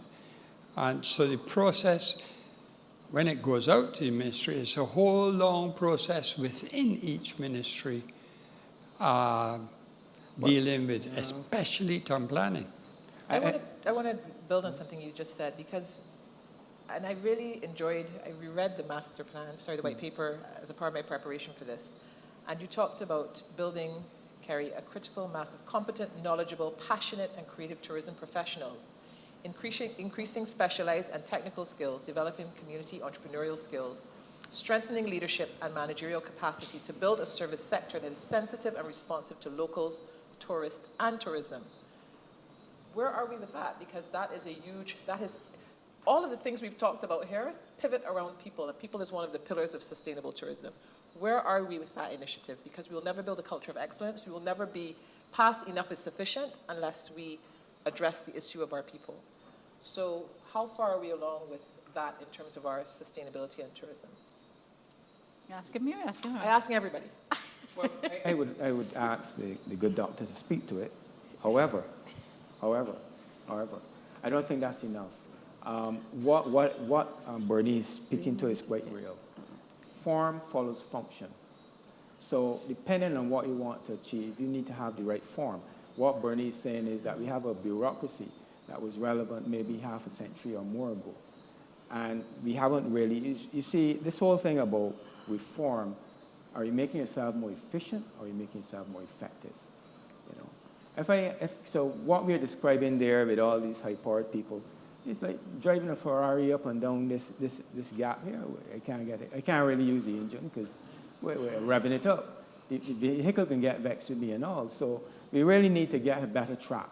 And that better track is to be clear on the form, on the function before we get form. And in these cultures, we love a hierarchical form. But, I mean, you have so many tools available to you. I could have a relational structure, right?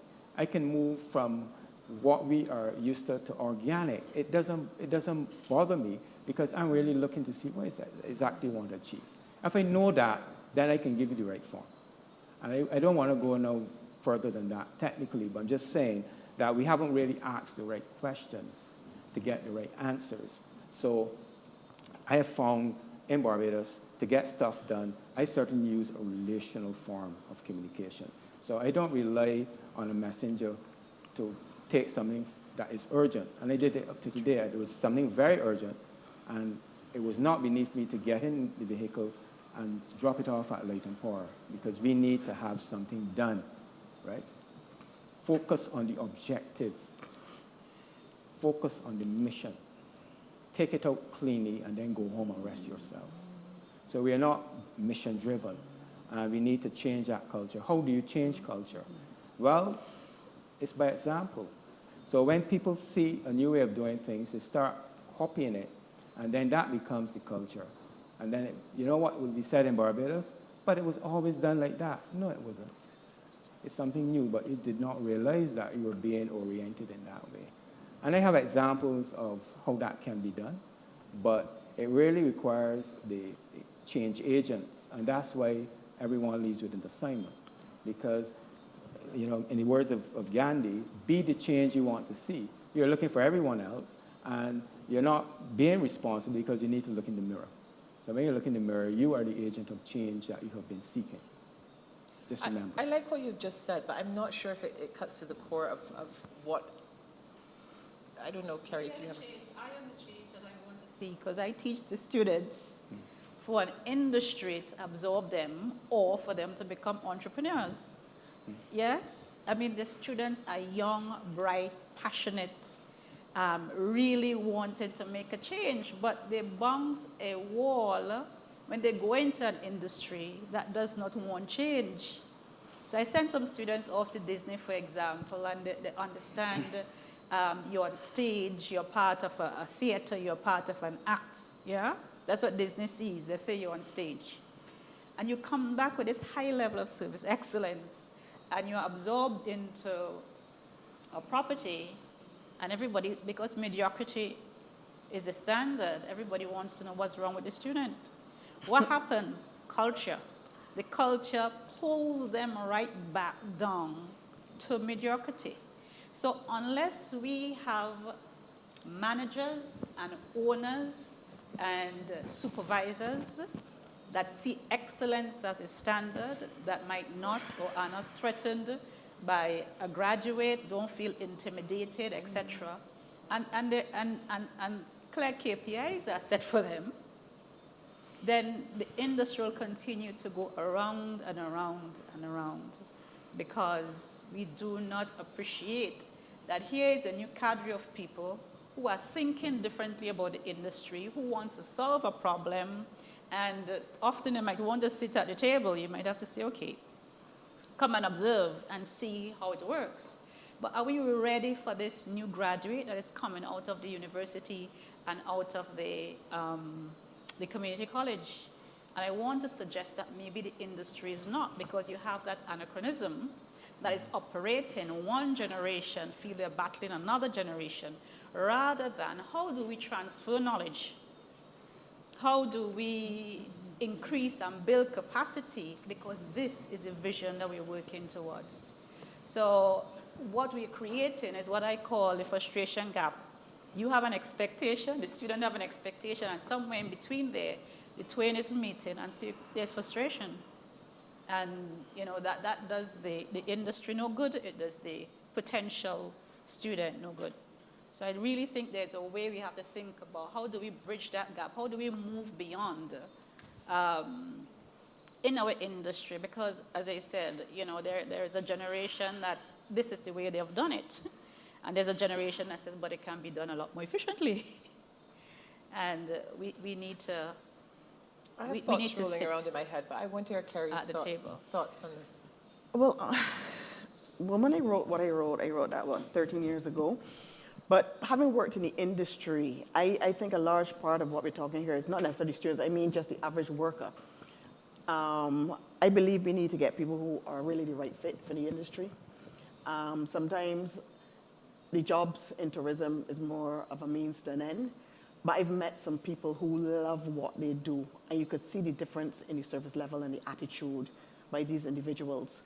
And I think from the point of view of training, and I heard you say just a little while ago that you do a lot of training, but I do not know across the board how widespread training is. I know traditionally training is viewed, or development, I don't like to use the word training, is viewed as a cost as opposed to an investment. And because of sometimes the high turnover in the industry, people are saying, if I train them and they leave, and I said, what's worse, not training them and they stay? So pick your poison, right? So what I'm saying is, and I realize something too is missing, the issue of standards. I have worked in other properties around the region. Some properties are 4 and 5 star, and I went in there and they did not have a single standard. So people were working by rote. They were all over the place. There was no consistency in service levels or operational standards, nothing, because they didn't give the people anything to work with or to follow, to know this is the right way, the procedural and the correct way to do my job. And I don't know how many properties in Barbados actually have a standard operations procedure or guidelines to show people how to do their jobs properly or to a certain standard.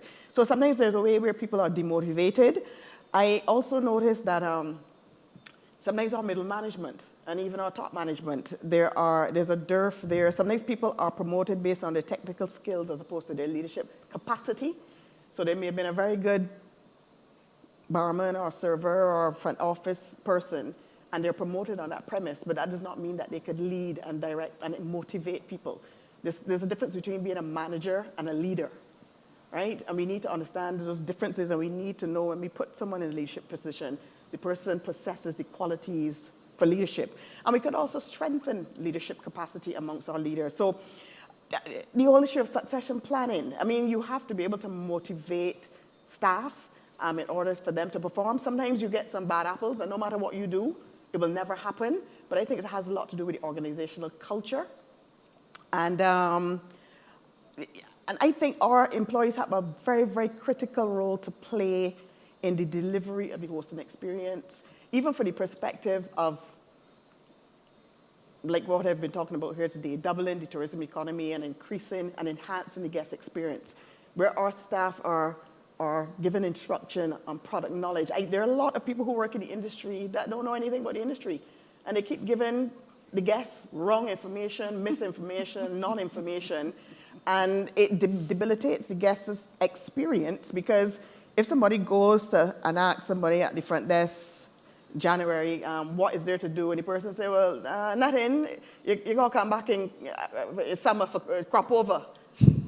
And that particular week, it was the January, there was the sailing week, the festival, the film festival, the Nikki festival, and there were 4 festivals on that weekend. And the poor guests just turned and went back up to their room very dejected, because the person who was... So what I'm saying, on the front line, we need to involve our people in the process, in the discussion. We need them to understand the important role they play, as opposed to this is just a means to an end or a job, right? You are a warrior on the front line of this tourism sector, and you play a very critical role. I will furnish you with the information you need, because many times we leave it up to them, their devices, to go and research and to get information. I have a friend who works in the industry, and especially with these young people, they were just, where's the thing again? They got a place that sells cigars. They're not taking the initiative to learn more, to be able to do their jobs more. It's a means to an end. So as I said, sometimes it's just not the right fit, a square peg in a wrong hole. And I think tourism, we have to be a lot more strategic in who we put on the front line, because those people, and it's ironic that the persons who may be paid the least, we hand our most precious commodity, the visitor, to them to determine whether they come back again, whether they get a level of service, quality experience, and they're the ones who really determine the profitability of your company. So you're really going to leave that to happenstance, or you're going to kind of invest in this person and make sure they are the best that they can be. And I think also, and that will go a long way too, to the personal motivation of that individual. Because passion, sometimes there are people who are just passionate. Sometimes you could develop passion from within. I think passion is infectious. And we do want passionate, motivated, knowledgeable technologically savvy, and that's something we have not talked about here today, the disruption that's going on in the industry and the whole issue of technology and where Barbados stands on the spectrum or the Richter scale of satisfying the new millennials and Gen Z traveler whose 11th finger is a cell phone. So we need to do a lot more than just have our people there as a means to end, as a waitress or waiter, somebody a housekeeper, sometimes we probably need to invest and understand these are human beings and they're being charged with a very important role. They are carrying this economy on their backs. Guests will come back or not come back based on the delivery of their service. And I think they need to be, and they want to be sometimes more involved in the process because they're closest to the guests, so they have a keen insight into what the customer wants and what needs to be done, but nobody asks them. There are means to an end. Nobody wants to be that. So I think all of the aforementioned, in addition to what has been said by my esteemed colleagues, we need to really focus in on the human resource component of this industry because they will determine the success or the failure of this tourism industry. I don't want to simplify it, but what you described there is more a lack of management than anything else. Yeah, because a ship without a captain will run aground. And if you have proper management, they can guide staff, they can tutor staff, they can make them feel like they're the best thing. But you see problems like that erupting in properties that lack management. We're actually almost out of time, and it's odd because it went quickly, and I don't even know if we've managed to scratch the surface of this topic. Yeah. But I'm going to have to ask you all for your closing thoughts on this issue of Barbados tourism development and whether or not we're on the right path. We've identified we may not have a path. We've identified that we may not have a plan. But coming out of all of our discussion, how do we take this industry forward in a way that ensures that we have the kind of growth that we want, that we have the kind of investment that we want, that we have an industry that lends to the kind of Barbados that we all want to see? And here's where I'm going to inject a little bit of my personal opinion. I am a native of Barbados. I have grown up in this island. I've been educated in this island. I'm a product of this island. And so it's especially important for me to have this industry work well. Because, especially coming out of COVID, I think there's no greater opportunity for us to take this industry and really give it back to the people of Barbados and have them help us to build it so that they realize the benefits of it. So I want to ask you all for your kind of closing remarks in terms of tourism development, where you see it, where we should be, where we are, and if you could just give me your thoughts. I'm going to start this way since I started this way. Thank you. Well ready, yes, okay. What is this in cricket? I don't know. What's the analogy? What would this be? I need help, I know. You're the night watchman. Renia, we have a path. We have some documents that I have outlined that Barbados has to sit down, hunker down, and say, where have we gotten as far as the articulation of these documents are concerned? That is an important starting point. We can't just start anywhere because we're going to be lost in the forest. So where have we gotten? And then take a very strategic approach in terms of, so what are the next steps? And you take that approach understanding the consumer. You take that approach understanding the destination. You take that approach understanding the need for further digitization. You take that approach understanding climate change is a Trojan horse. So all of those trends that are glaring, you have to begin to strategize in terms of how do you overcome and achieve your goals. But then it has to be clear. I think Stuart mentioned it. What is the kind of destination that we want to have? Unless we answer that question, all our strategizing will be certainly in vain. So if we start there, what is the destination that we want, and how do we get there, and what are the resources that we need to take us there? What are the human resources? What are the financial resources? What are the technological resources? What are the collaborative resources? What are those resources? Do we have them, or do we need to leverage them from some other entity? Those are the critical questions, and I know those might be thinking questions, but certainly tourism going forward has to be a lot more intelligent. It has to be a lot more led by what the data is saying than by, everybody getting up one morning and saying this is the way we want to be, especially in the context of diminishing revenues. We see what governments are facing now. The kinds of money we had a year ago or 2 years ago, we don't have that kind of money again. So we have to say, how do we make the best of these limited resources that the government is giving us and make the best decisions with it? We can't be 5 niches or 11 niches. We have to decide if these are the niches that we're going after, let us go after them with a level of intentionality. Because we know that at the end of the day, we're going to get X number of visitors, spending this much, going through the communities, we're going to have the sectoral linkages, etc. So to end, strategy has to be the way forward. Thank you, Sherma. Bernie? My role is very easy because I agree with everything she said. And all I would say is that development is actually part and parcel of the market. It's what the market sees in Barbados and comes here to deal with Barbados. And so you definitely have to decide what we want, and there is an absolute danger in overdevelopment too quickly. So your development has to be phased. So my good friend Stuart is going to have to open 1 block per year. He's not going to be able to open each block, all the blocks together. But in essence, your development is controlled a lot by the demands of who we are trying to attract, and not bringing.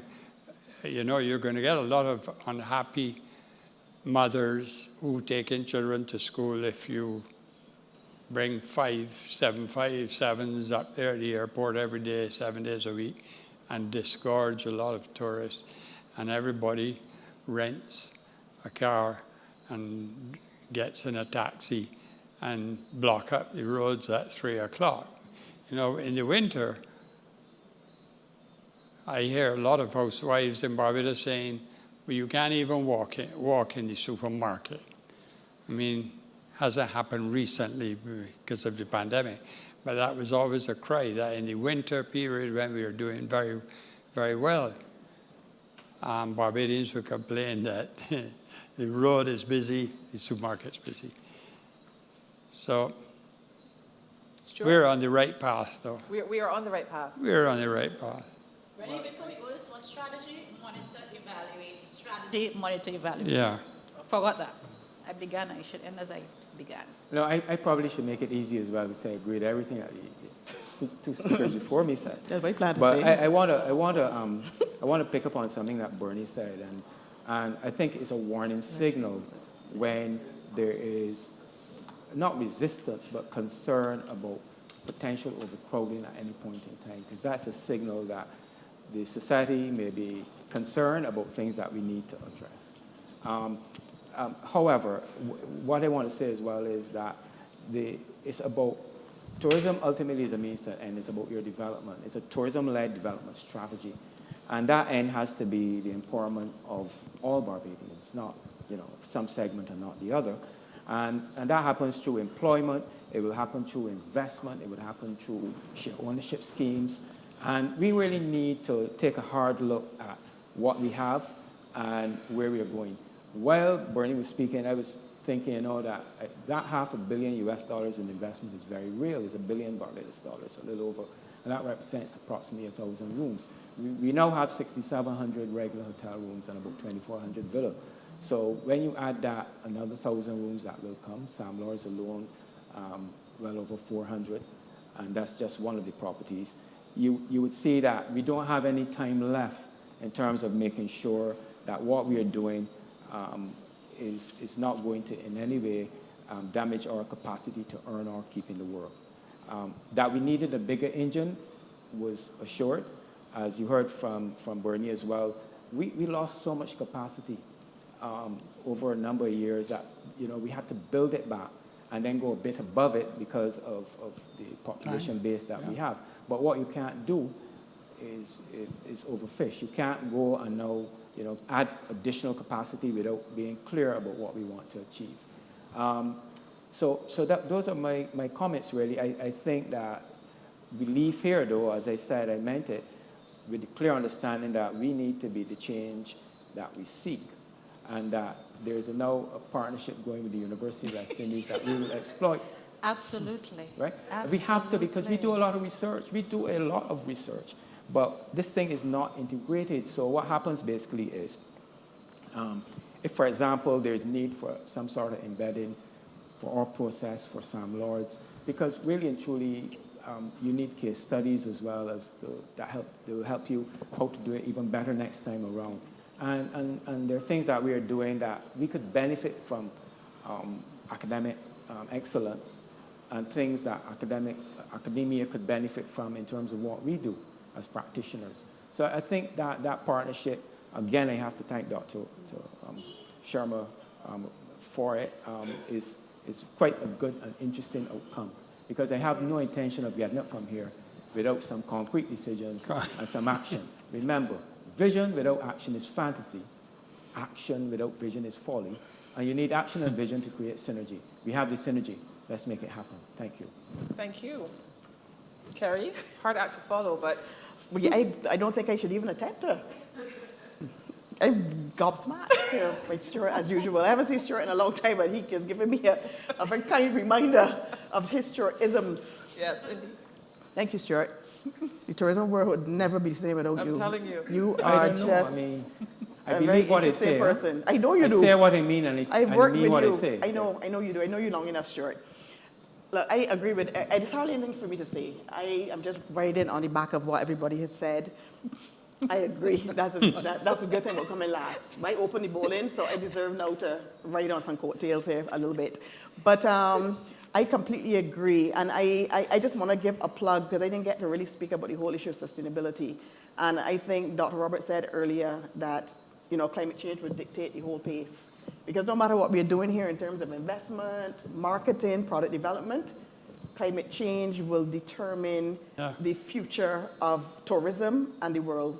And if we listen to the WTTC's, the World Tourism and Travel Council's predictions that I read, I don't know if this still holds, the Caribbean will be the most at-risk tourism destination in the world between 2025 and 2050.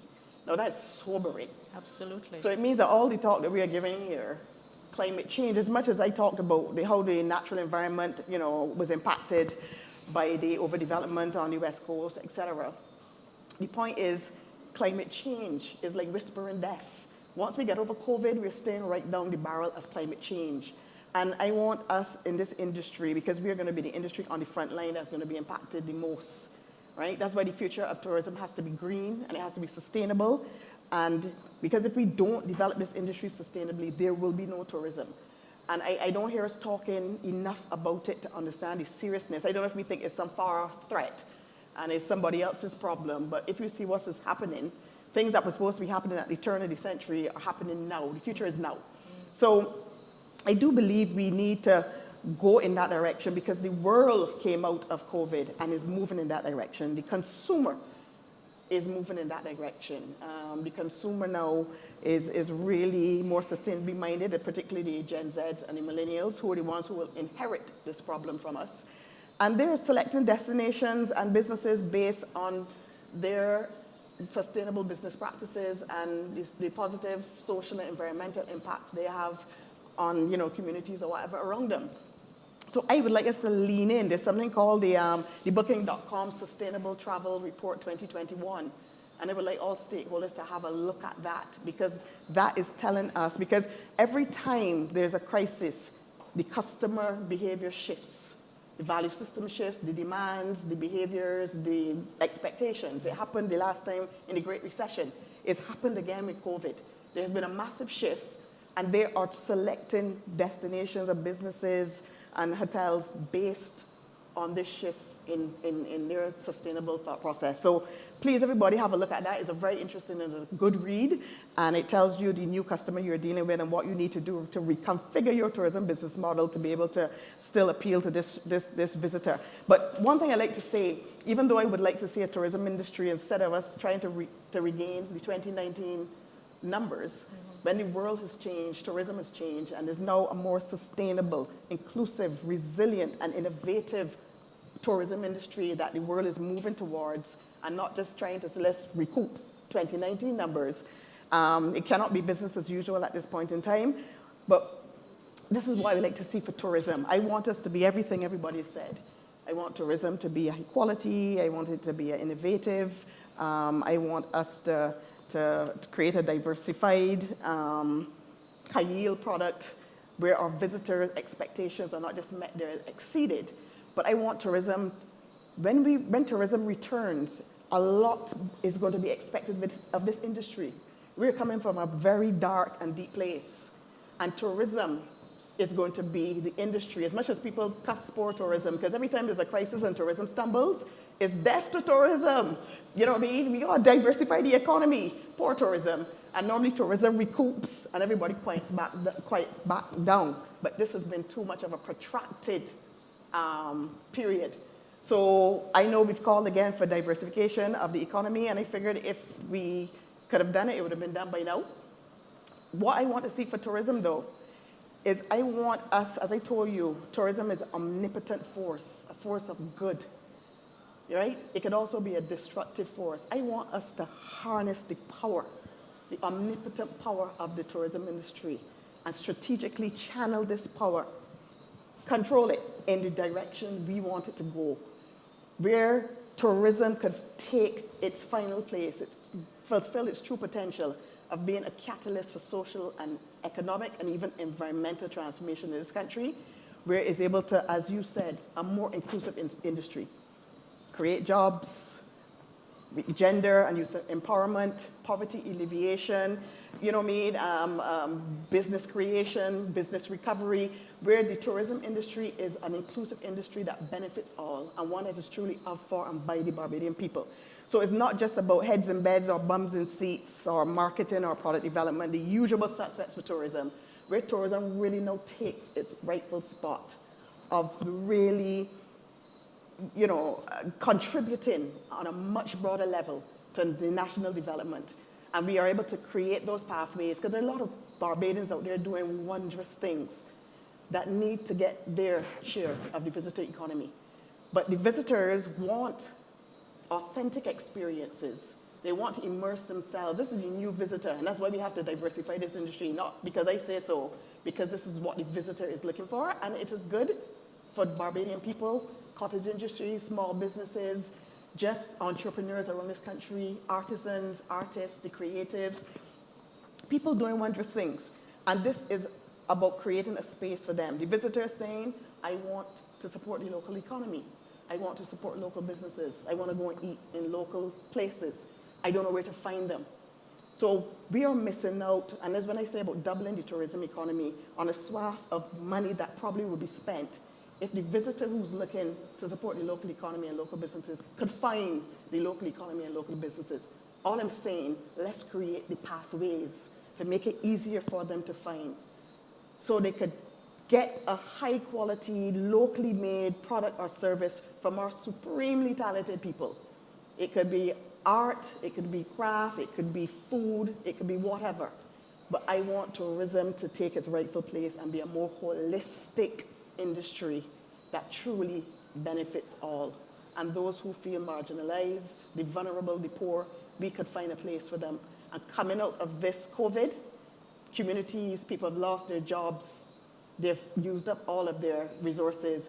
We need to find a space where we could help them get back on their feet. And I'm sure tourism can find a place for most people. I know we said it cannot be an industry for all, or it can't be everything to everybody, but I'm sure if we do this correctly, tourism will be what I believe tourism should have been for a long time. So it is not viewed as a foreign entity run by foreigners for foreigners, but some people don't feel a part of it. There's a disconnect. They truly feel that they have ownership of this industry, and with pride, they could help us to take this industry to the next level. That is what I want to see. I'm mesmerized. Can I drop the mic here, please? Yeah, drop the mic. Thank you. No, honestly, I was looking at Kerry's eyes and listening to her speak, and I think I related so much to a lot of what she said. I think the Barbados Hotel and Tourism Association is committed to ensuring that our stakeholders, a lot of which are hoteliers, a lot of which are locally owned hotels and local hoteliers, certainly to what you described, we're committed to making sure that tourism takes its rightful place as the industry that will continue to lead the economic growth and development of this island. And I really want to thank all of you, because it's been really an exciting discussion, for participating in our webinar. And I look forward to our homework. We have some work to do, sir, and we will be in touch with you for that support that you mentioned. Yes. And definitely Dr. Roberts, Bernie, Stuart, Kerry, thank you all very much. Thank you guys for tuning in, and we look forward to our next webinar, which will be 2022. Yay! Thank you so much. Good evening, my dear. Good evening, Barbados.